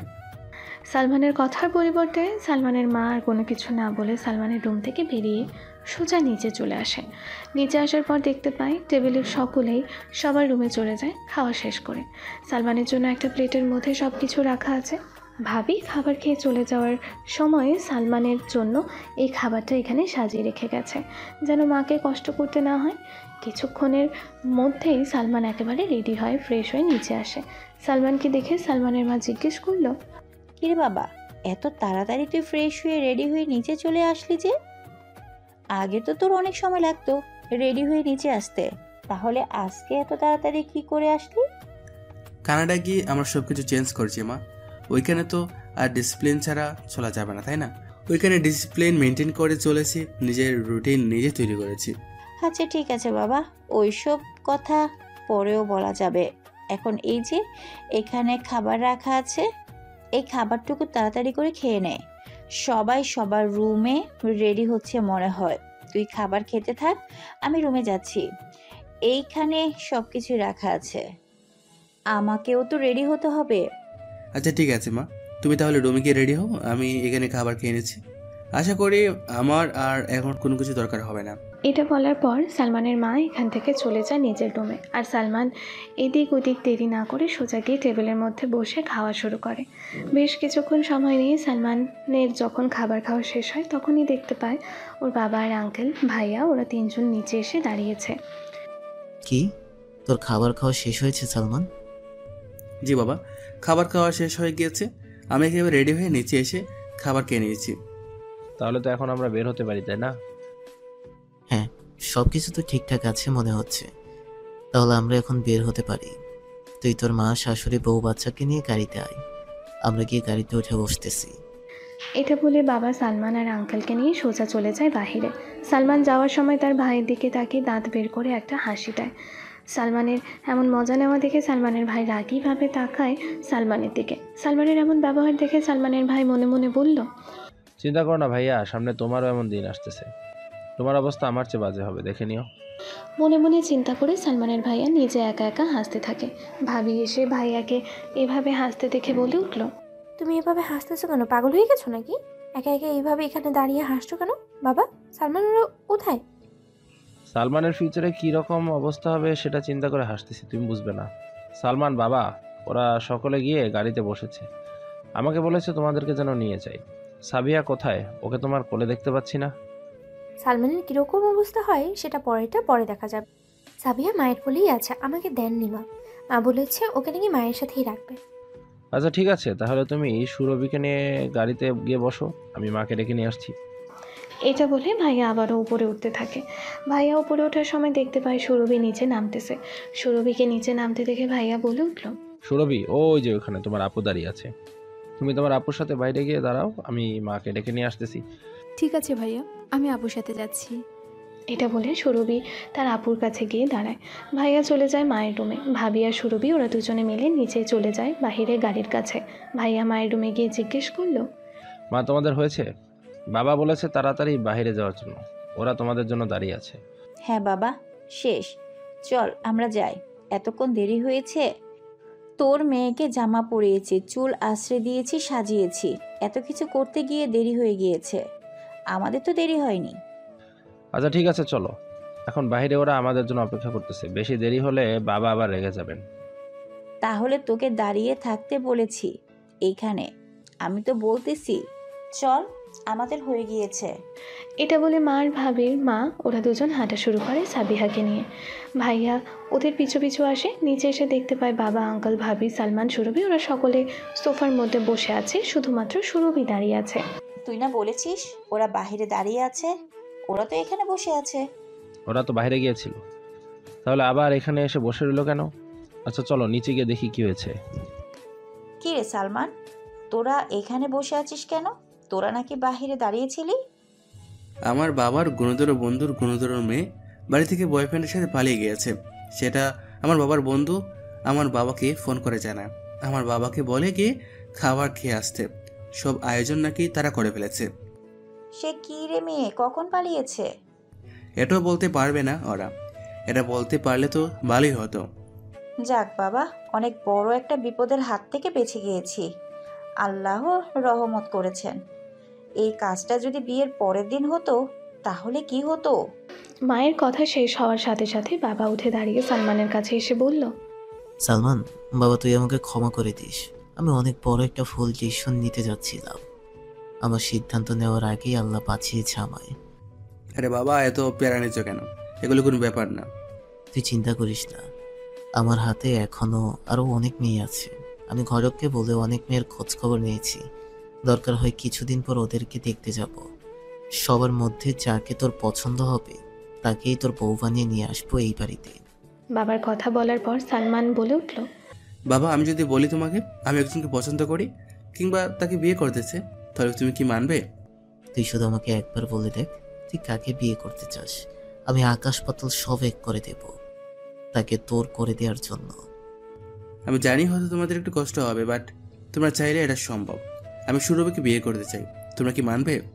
সালমানের এই কথা শোনার পর সালমানের দিকে একবার তাকিয়ে তারপর আবারও ভাবির বাবার দিকে তাকায় সালমানের বাবা। তারপর ভাবির বাবার দিকে তাকিয়ে সালমানের বাবা জিজ্ঞেস করলো, তুই কি আমার ছেলের কাছে তোর ছোট মেয়েটাকে দিবি? আমি নিজেও তোর কাছে অনুরোধ করছি, আমার ছোট ছেলেটার কাছে তোর ছোট মেয়েটাকে দিয়ে দে। দুই বোন একই বাড়িতে একই পরিবারে খুব ভালোভাবে মানিয়ে চলবে ওরা। এর চেয়ে ভালো এবং সুন্দর একটা পরিবার আমি মনে করি না আর কোনো ক্ষেত্রে হবে। এখন তুই কি চাস? ভাবির বাবা যখনই সুরভির দিকে তাকায় তখনই সুরভি দৌড়ে উপরে চলে যায়। মেয়ে তো তোর কাছে একটা দিয়েছি, ওইটাও যদি চাস তাহলে আমি আর কি করতে পারি, নিয়ে নে। আমার আর এতে কি আপত্তি থাকবে? ভাবির বাবার কথা শুনে সালমানের বাবা দৌড়ে গিয়ে ভাবির বাবাকে জড়িয়ে ধরে। ওদের জড়িয়ে ধরে দেখে ভাবির মা এবং ওর মা দুজনও জড়িয়ে ধরে, বলে উঠলেন, যাক আলহামদুলিল্লাহ, অবশেষে দুই মেয়েই আমার একই বাড়িতে একই পরিবারে আসতেছে। এর চেয়ে আনন্দের আর কি হতে পারে ভাবি, বলুন। আমি আর কি বলবো ভাবি, আমিও অনেক খুশি। আমার ছোট মেয়েটাও আপনাদের কাছেই আসবে। আমি নিশ্চিত হলাম আমার ছোট মেয়েটাকে নিয়ে। ওকে নিয়ে অনেক চিন্তিত ছিলাম আমি, যে ও কেমন ফ্যামিলিতে পড়ে, কেমন পরিবারে পড়ে, এগুলো নিয়ে। ওদের কথা বলার মাঝখানে সালমান সেখানে না দাঁড়িয়ে চলে যায় সুরভির রুমে।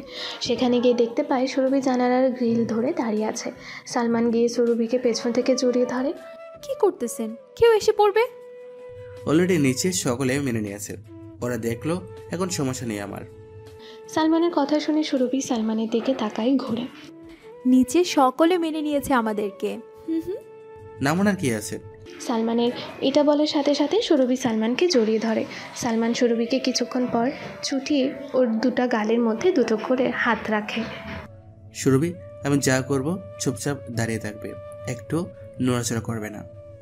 এটা বলেই সুরভিকে কোনো সুযোগ না দিয়ে সালমান আস্তে আস্তে সুরভির ঠোঁট দুটো দখল করে নেয়। প্রথমে সুরভি ছোটার জন্য চেষ্টা করছিল, কিন্তু যখন বুঝতে পারলো সালমানের কাছে থেকে ছোটা সম্ভব না, তখনই সে আর নড়াচড়া না করে সালমানের উপর নিজের শরীরের সমস্ত ভার ছেড়ে দেয়।